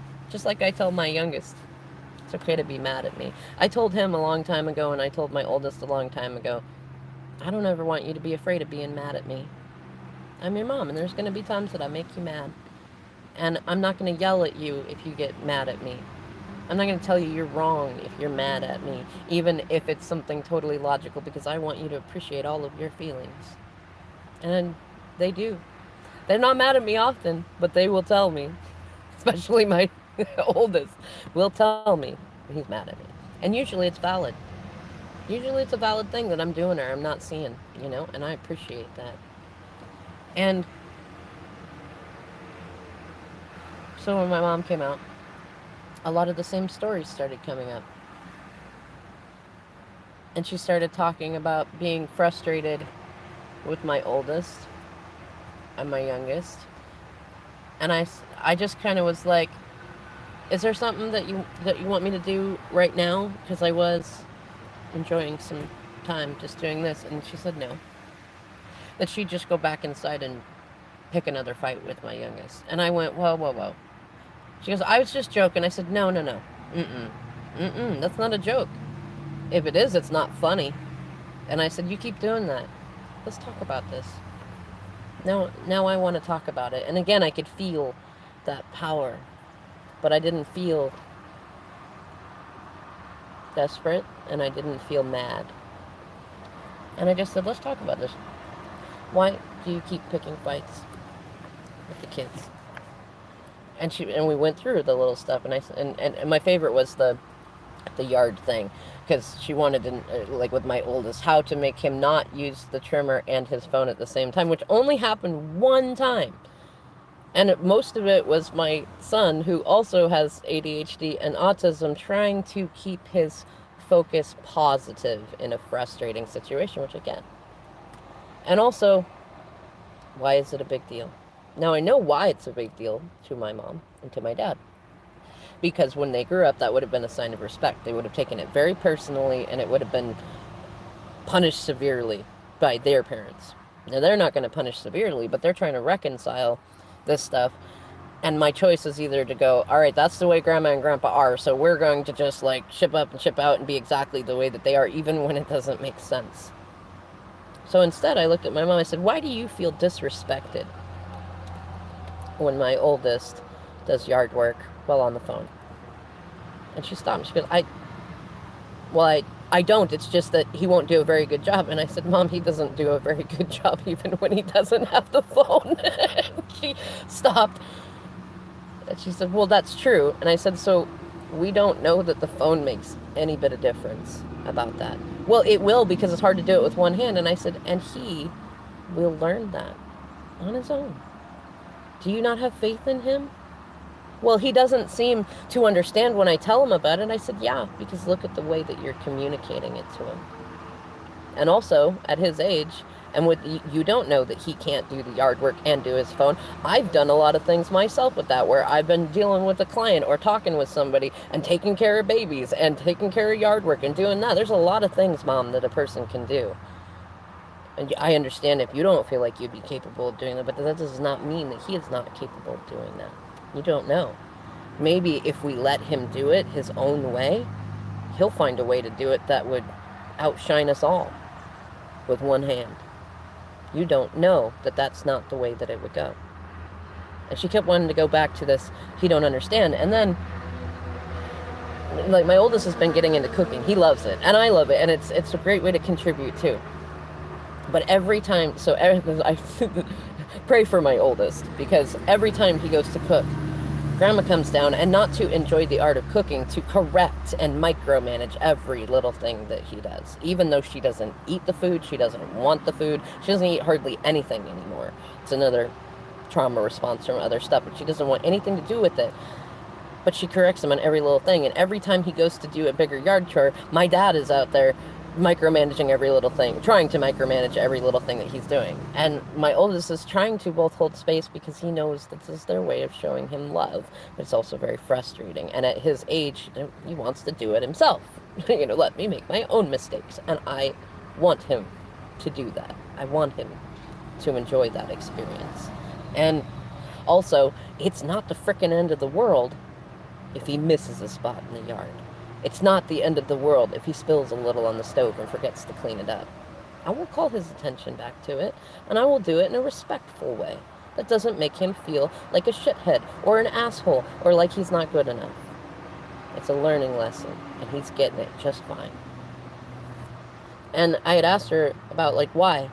Why do you do that with him when he's in there cooking? Because she asked me, actually, let me reel back. She asked me, she said that my oldest told her that the way she talks to him makes him feel like he is incapable, like he's not smart enough to get things, like she thinks he's stupid. And I can distinctly remember yelling that at both of them many times in my life. It became my trauma for a long time. Those who have known me very well know this. Like, when people lie to me, it's like, do you think I'm stupid? Or when they try to manage me or they try to get around me, like, do you think that I wasn't smart enough or intuitive enough to know that you were lying to me? Because that's a lot of what characterized me growing up. And so when Mom was bringing this up, I was like, well, this is an interesting opportunity, because it's just starting for him to say that. And he actually said something like that to me too when we were talking about interviewing for a job. And I loved it because he said, Mom, I know that you're not trying to make me feel this way, but I kind of feel like with all this preparing me for this stuff that you don't believe that I could just do it on my own naturally. And it feels like a lot of people feel that way. And I said, you know what? I love you. I love you so much. Thank you for bringing that up. And I told him, I said, you're right in a way.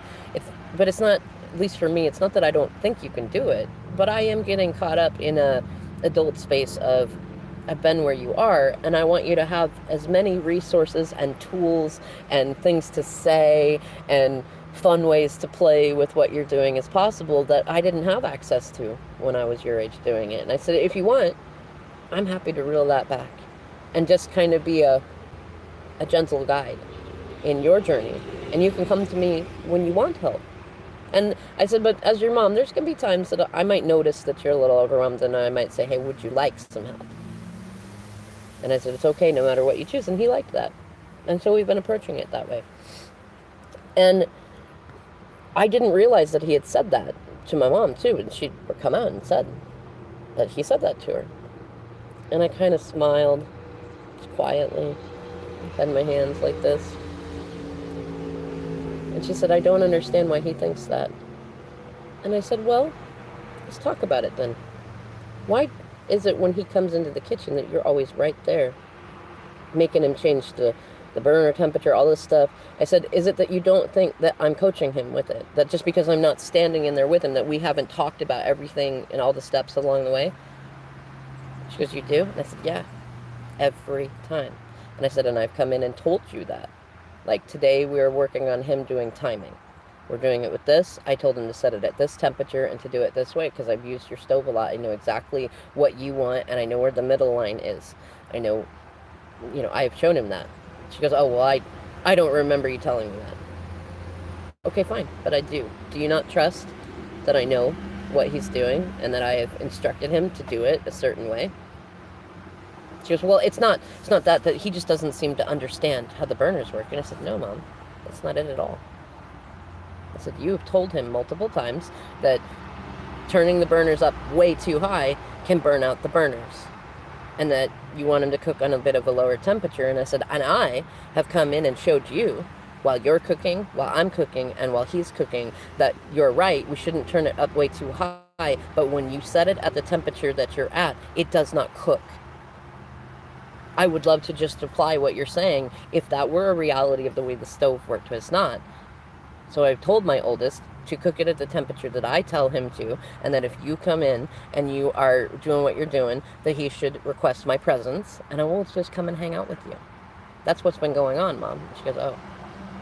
And I said, but tell me why. Why are you so worried about if the burner goes out? And she goes, well, because the stove might break. And I said, the stove that has been used far more often by me and you and my aunt when she was here, the stove that is like 20 years old, you're worried that he's going to break the stove if he turns it up a little too high in the process of learning that sweet spot on the stove. She goes, well, it could happen. And I said, okay, so would you prefer that he never cook on your stove so that there's no potential that he might be the person that breaks it? She goes, well, no. And I said, well, that's what it sounds like. And she goes, well, but he won't understand. And I said, do you hear what you're saying? I've just told you. Yes, he does understand you.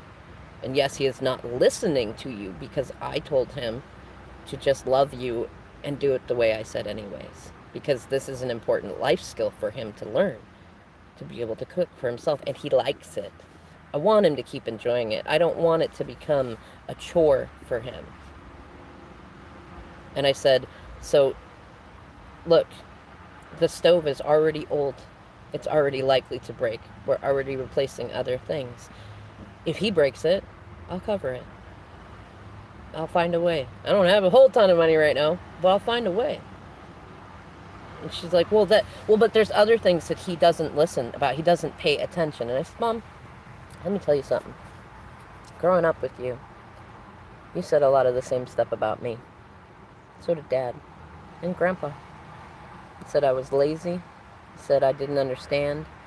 And then I didn't pay attention. And then, paradoxically, you told me that anything I put my mind to, I can be good at. And that I should just be myself, but not that way. Not this way. And then I wasn't paying attention. I never paid attention enough. And gee, you wonder what that would do to a person, especially with ADHD. Then there's this, like, impossible goal. Like, what do you want, Mom? What do you want? Do you want him to always do everything exactly the way you say, even if it is the wrong way to do the thing that he's doing? She goes, well, no, but I just want him to understand. And I said, okay, now listen to the words coming out of your mouth.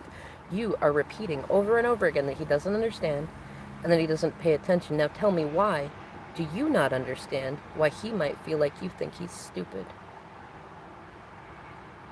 And she didn't want to go there. This ended up being like an hour-long conversation. I said, okay, let's take it another way. Let's look at Dad's stuff. And I said, you're the one that told me that he grew up being made to feel like he was stupid. And everything that I've seen you ever do with him, since I can remember life and seeing you two, you have criticized him. You have had this energy of hatefulness with him. And you complain that he doesn't listen to you, but I don't hear you listening to him either. Well, but he did this and he started this thing. I said, I don't give a flying fuck who started it. And she looked at me, said, I don't. It's irrelevant. That happened how many years ago? 40 years ago? Are you really going to live the rest of your life hanging on to that? She goes, yes. I said, well, you're going to be hanging on to it alone. I said, because I will not teach my children that they do not understand when they do. I will not make them obey people that are being toxic and don't make sense, or who make them feel stupid. I will not teach them to blame other people either. I will teach them to move their energy. I will teach them to love themselves even more when others are not being very loving. I will teach them to be realistic and balanced. I will not teach them this way of yours. And the conversation continued, and we kind of went round and round in it. And every time she got to this place of saying, well, but your dad doesn't understand, or you don't understand, or the kids don't understand, I said, and you wonder why people are telling you that it feels like you think they're stupid. And I said, I want to point something out too. I get why you're like this. You've told me your story, or at least the bad parts of it. I get it. Dad did do that stuff. I was there. He was an alcoholic. He did fuck things up. He did have crude jokes that they could have had more tact. I said, but I remember last year, you had an anniversary, and I put in a ton of work to help make it something better because you told me that you hated what you did for your anniversary every year. And then you told me the story about how 45 years ago, after finally convincing him that he wanted to get married again, he picked the wedding dates and then forgot about them all years after that. And I said, Mom, if you were anything back then like you are right now, I can understand why that kept happening. And I can guarantee you he didn't do it on purpose, but I understand why you're hurt by it. You are a lover and you want somebody to love you the ways that you love them. And I said, but you're making yourself miserable, and you're making everybody around you miserable too. And she started crying a little bit in it and arguing a lot more and going round and round and round with this. And every time we got to this, they don't understand, I bring it back to that. This is why people think that you think they're stupid. And I said, it's coming from a place because you think you're stupid. You've told me before that you think that I'm treating you like the village idiot because, yeah, I do have to tell boys sometimes to disregard some of the things that you say. And that's part of why we have rules like this, to where it is not your job to pick a fight with my children. It is not your job to make them do anything. It's not your job to discipline them. If they are upsetting you, and it is something that I can help them learn and grow with, I will do that. And I have. Haven't I done that, Mom? She said, yeah. And I said, okay. That's where we meet on that line. And then she started talking about how I've made conversations very short with her lately. The time I spend with her doesn't last very long. And I said, Mom, it's because of this.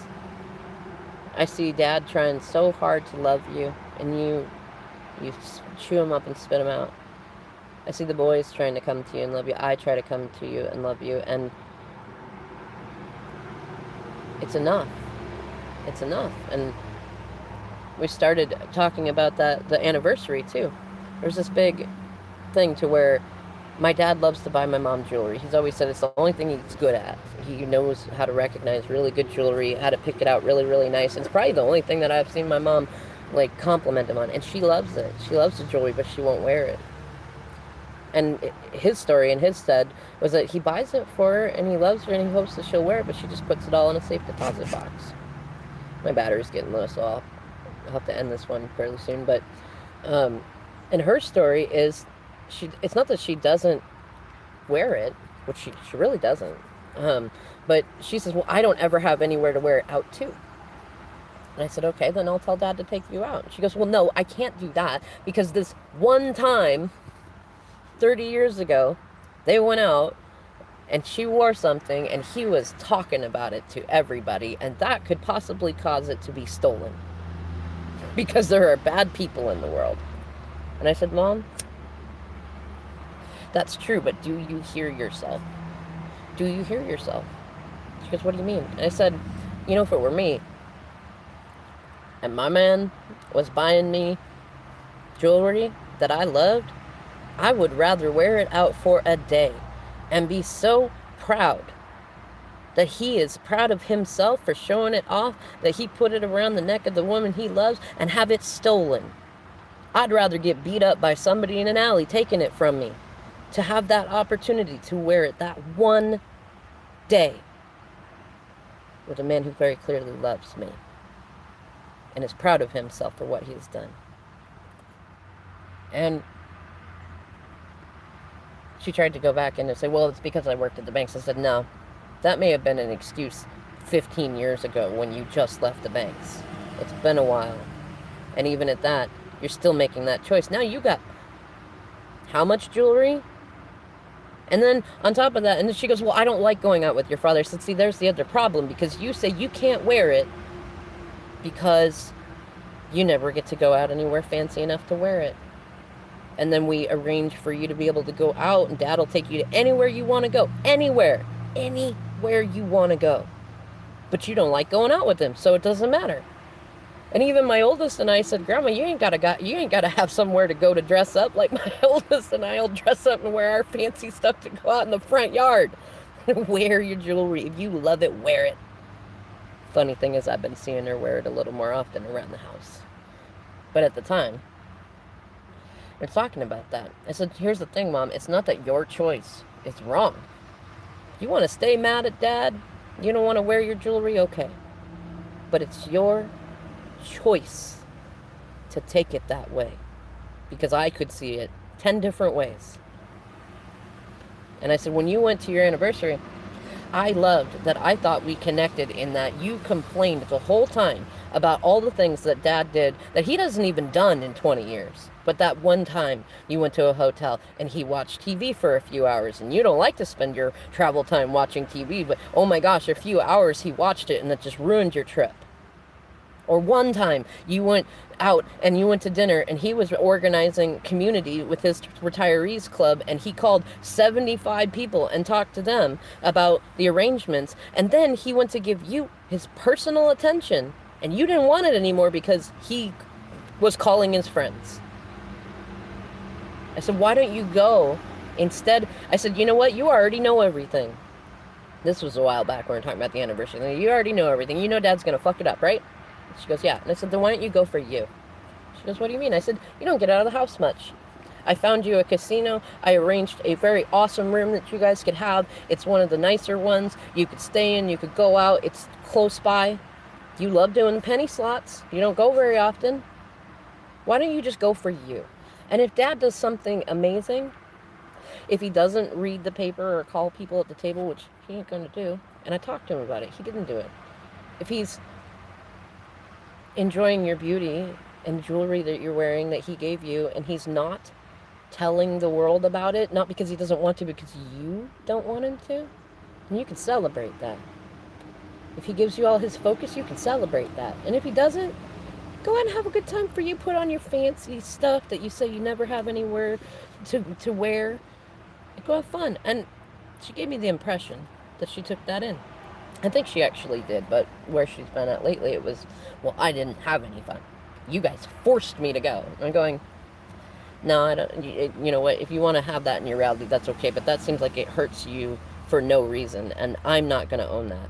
I'm not going to say we forced you. We didn't, because I talked with you. I did not let it be a surprise because I knew that you would take things this way, and I didn't want to force you into it. I talked to you about it. You want to talk about force, though, and I brought up this thing that happened before my DM left, where she used my name and signed me up on a credit card that she put my name on years ago without my consent, without my permission. I'm not mad at her per se, but it's still, especially for somebody who puts big precedent on what happens in banks, and she did that. And then she signed us up to go to this big, like, indoor water park thing. She didn't tell me about it until, like, near the thing. And then she told me she put everything in my name, and I just tried to take it as, like, you know what, she means well. I didn't say anything about it then. But I looked at her this time and I said, you want to talk about force? Not only did you force me into that, you never asked me. You never gave me arrangements. You never said, how are things between you and your DM? You never asked if this was a good time to go. You picked a date and you put my name on it. And then when my DM and I were having a big argument where I really needed to have good boundaries, where his drinking had picked up, and I said, I will not go. I will not go. I'm going to forego all this fun, and yeah, I'll take the hit as bad mom and everything like that. I will not go with you until this boundary is respected. And my mother came out and started talking to me like I was 6 and saying, you will go, using my full name and everything. And I said, no, I will not. And I tried to be respectful, and she kept coming. You will go, you will go. I said, no, I won't. And then she called me a bitch, which she doesn't remember. And I said, that's fine. You think of me whatever you want. I am not going. You do not know what's going on with this. So when I brought this up yesterday and I said, you forged my name on the card, on the tickets to go, and then you tried to force me to go. And she tried to argue that, and I said, no. I know. And she said it wasn't forgery. I said, why? Because of the intention? She goes, no, because I didn't sign your name. And I said, in this day and age, digitally, your name printed on anything is your signature. That's why they don't teach cursive anymore in schools. And she goes, yeah. I said, I'm not saying you were bad. I know you loved me. It was partially a present for my youngest son, too. I know you meant well. It was your money and all that. I get that. That's why I didn't say these things before. But let's look at the reality of it, Mom. You forged my name.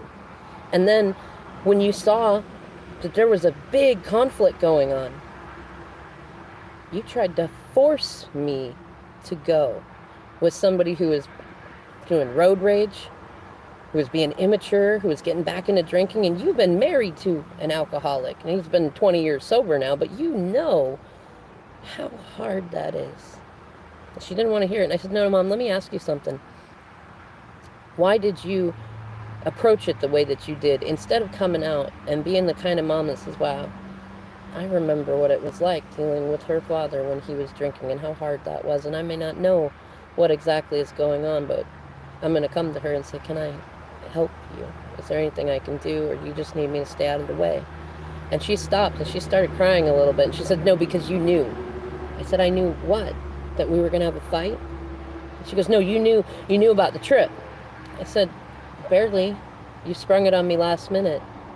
And I had to struggle a lot with the feelings of that because it was horrible timing. And I didn't want to hurt your feelings, and I didn't want to be disrespectful, and I didn't want to throw around my thing about this forgery crap because you've been doing it for years, and although it's been things that benefit me, it still bothers me. It's not honest, and it's not fair, and it's confusing as fuck. But I said, the truth is you did forge my name, and you violated my consent. There's a difference between me going and asking you what you'd like to do and you saying, yeah, I would do that if it was like this, and I would like to do that, and you signing my name on this stuff and doing it this way, and then trying to codependently make me go on it, not even to end the fight. And you're telling me right now that it's my fault that you acted that way because I knew about the trip? And she goes, yes, and you didn't tell me. I said, didn't tell you what? That you weren't going to go. I said, I didn't know I wasn't going to go until we got into a huge fight that we'd been in counseling about, where I had been told, I got to put my foot down. I got to stop being codependent, even if it's a big event, even if my family wants it, even if everybody's going to be mad at me. I have to have healthy boundaries, and I want to. And that was one of my first big moments of putting my foot down, and I did it. And I'm fucking proud of myself, especially because I didn't even think I'd have to stand up to you in the process also. She still didn't really want to hear that very much. And I said, look, Mom, hear me. I know your heart. I know you meant well, but didn't mean you did well. And I said, on top of that, you're sitting here saying that it's okay for you to be mad at me because you didn't really want to go on the other trip, but you didn't say that you didn't want to go, and you're mad at me because I didn't know that a fight was going to happen with my partner stuck in alcoholism at the moment, the day before we were supposed to go. And I did tell you that I wasn't going to go when I knew, and you didn't want to hear it. She said, no, you didn't say that. I said, look, at this point, I don't care if you remember it or not. I know what my reality is, and you're not going to shake me out of it just because you don't like what I'm saying. And then she wanted to go back to a place of that I just don't understand. And I said, look, you can believe that if you want, but I'm going to take you right back to that. Why do you think that people are telling you that they think you think they're stupid? And I said, you've done this to me for a long time. And I said, right. And I brought it back. I said, Mom, do you know what gaslighting is? And she said, well, I only kind of understand it. I said, it's when somebody tells you that reality as you know it does not exist, and that it happened only in their reality. And oftentimes it's to get out of accountability. And she said, well, isn't that what you're doing to me? I said, well, you could look at it that way, but I'm not actually denying your reality. I said, I believe that you got hurt. I believe that you feel misunderstood. I believe that you feel like everybody is misunderstanding you. And I also know that you could feel much happier if you look for the love as often as you look, at least as often as you look for the things that don't make you very happy. She said, what do you mean? I said, well, we don't have to deny the reality that Dad was an alcoholic. We don't have to deny the reality that you tried to separate from him, and codependently your sisters brought him back in and you agreed to it and you're doing this dance and stuff in there. We can agree that that's a reality. But we can also agree that you're not being accountable to your contributions of that reality, and we can look at that, or we can look at how everybody's being loving and everybody's trying and everybody's putting in their best effort, including you. And that everybody, every one of us, can also put in more work to be noticers of love. And she didn't want to go there. She kept wanting to go back to, but I've been hurt, but I've been hurt, but I've been hurt. And I said, Mom, at this point, I'm going to tell you that I'm done having this part of this conversation with you. And she tried to say something about, don't you care about how I feel? I said, oh, I absolutely care about how you feel, but your decision to take things this way is not my responsibility. It's not my responsibility to control how you feel. When we got into talk about controlling, because she wanted to go to a passive-aggressive place, I said, well, fine, I just won't ever say anything to anybody if you're all going to notice this stuff. And I said, no, that's passive-aggressive. You can do that if you want, but I will not respond to it, and I am teaching the boys not to respond to it also. And I said, it's just going to make you more miserable. Spend a lot more time alone. And then we got to talking about my dad's trying to take her on a 3-week vacation. And I love that. And I said, where are you going to go? She said, well, I don't know. I don't like going out with your father. I said, then don't go. She goes, well, I could probably have more fun on my own. I said, then go on your own. No, I don't want to. Then stay in your room. She said, well, I don't want to do that either. I said, I know. I said, I'm not going to make you do anything.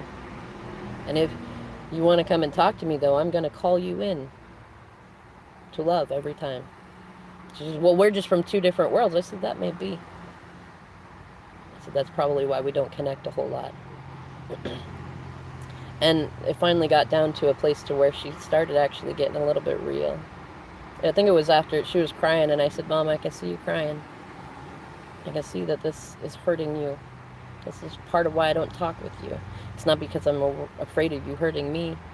It's because I know that to talk to me will elevate you, and that means a lot of ego death. Because I don't hold space for codependence anymore. And I said, you know, if I don't want to take your reality from you. If you're happy being miserable, then be happy being miserable and enjoy it, if that's what makes you happy. And then she started to admit that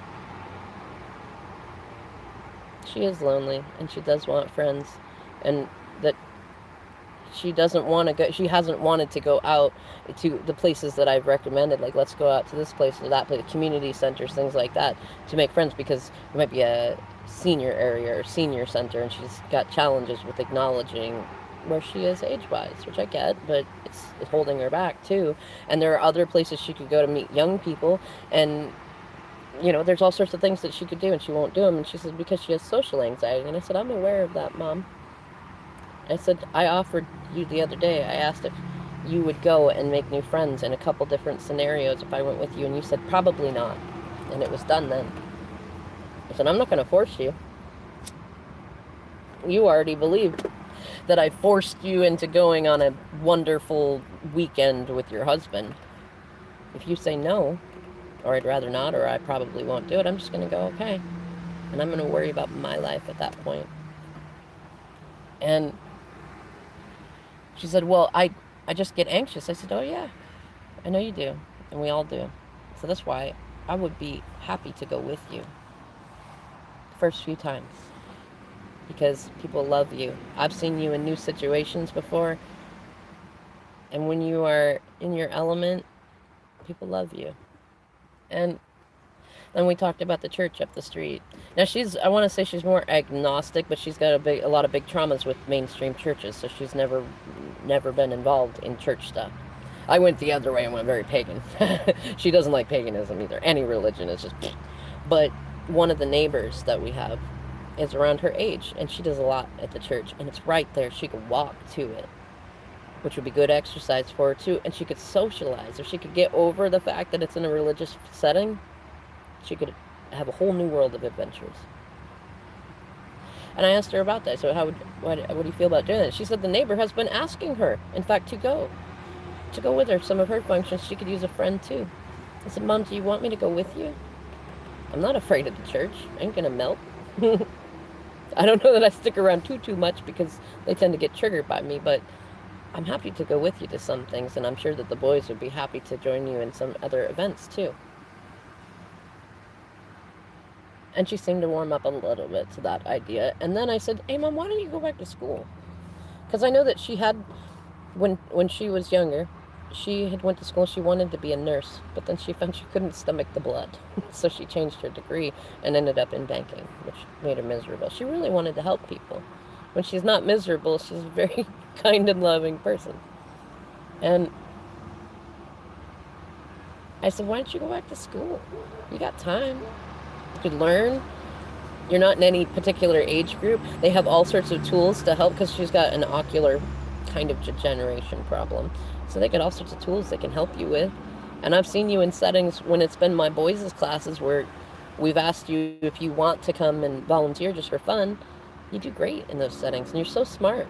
I said half the problem, I know half your problem is why you're mad at everybody, because you are very, very smart. And you kind of have this thing where you expect that everybody else is as smart as you, and not everybody is. It's not saying that people aren't stupid, but you have a very high intellect. Put it to use. She goes, well, I don't know what I would learn. I said, it don't matter what you're going to learn. You're not doing it for a job. You're doing it because it's fun. Go in for a general degree. And then she said that my dad had actually said he was thinking about taking some classes and wondered if she would go with him. And I said, you know what? I want to stop right now and appreciate Dad, because you know what he just did in several things there. One, he thought of another thing to go do with you that would make you both happy. Two, he just shared with you that he's nervous. She goes, what do you mean? I said, he could go do that by himself. But if he wasn't nervous, he would have done it a long time ago and had 5 degrees like his brother, who you say that he idolizes and that makes him feel more stupid because he don't have as many degrees. Maybe he never went and got all those degrees because he was nervous. And he didn't know how to say that, because in his generation, men do not talk about vulnerabilities. And we got into a little bit of an argument with that, and I said, that man loves you. For all his faults, for all the shit that he may do that pisses you off, he loves you, and he is scared to lose you. You were not conscious when the stuff happened where I had to send you to the hospital. You were not out here when I saw him so excitedly telling me about a nursery that he found to want to take you to. And when you got back from that nursery, you complained that this almost 80-year-old man who don't give 2 flying fucks about nurseries or plants or any of that shit, that you were upset because he was leaning on things. I said, Mom, his heart is not doing okay. I don't know if he told you that. His doctor told him that his heart is not doing well. And I could tell by the look in his eyes, he tried to play it off like he just needs to change his diet. But I could tell by the look in his eyes and that his energy that that's not it. So that changes a person. You know, heart attack. Oh man, my battery's running low. He quit smoking after 50 years of smoking because of the heart attack. And then he saw you go into the hospital, and we lost Donna. And we've lost my DM. We've lost so many people. He's scared, Mom. And he loves you. And he knows he fucked up. He knows it. Mom, don't you know that he knows that he fucked it up? And she cried a little more, and I said, and she said, well, I just don't know why we can't start over. And I said, we can't start over because you won't let us. I said, every time Dad tries to do something with you, you're already mad at him. Already mad at him. You've already got 50 years of things to be mad about, and that's what you focus on. She goes, well, yeah, because I've been hurt a lot. And I said, I know, and I believe you.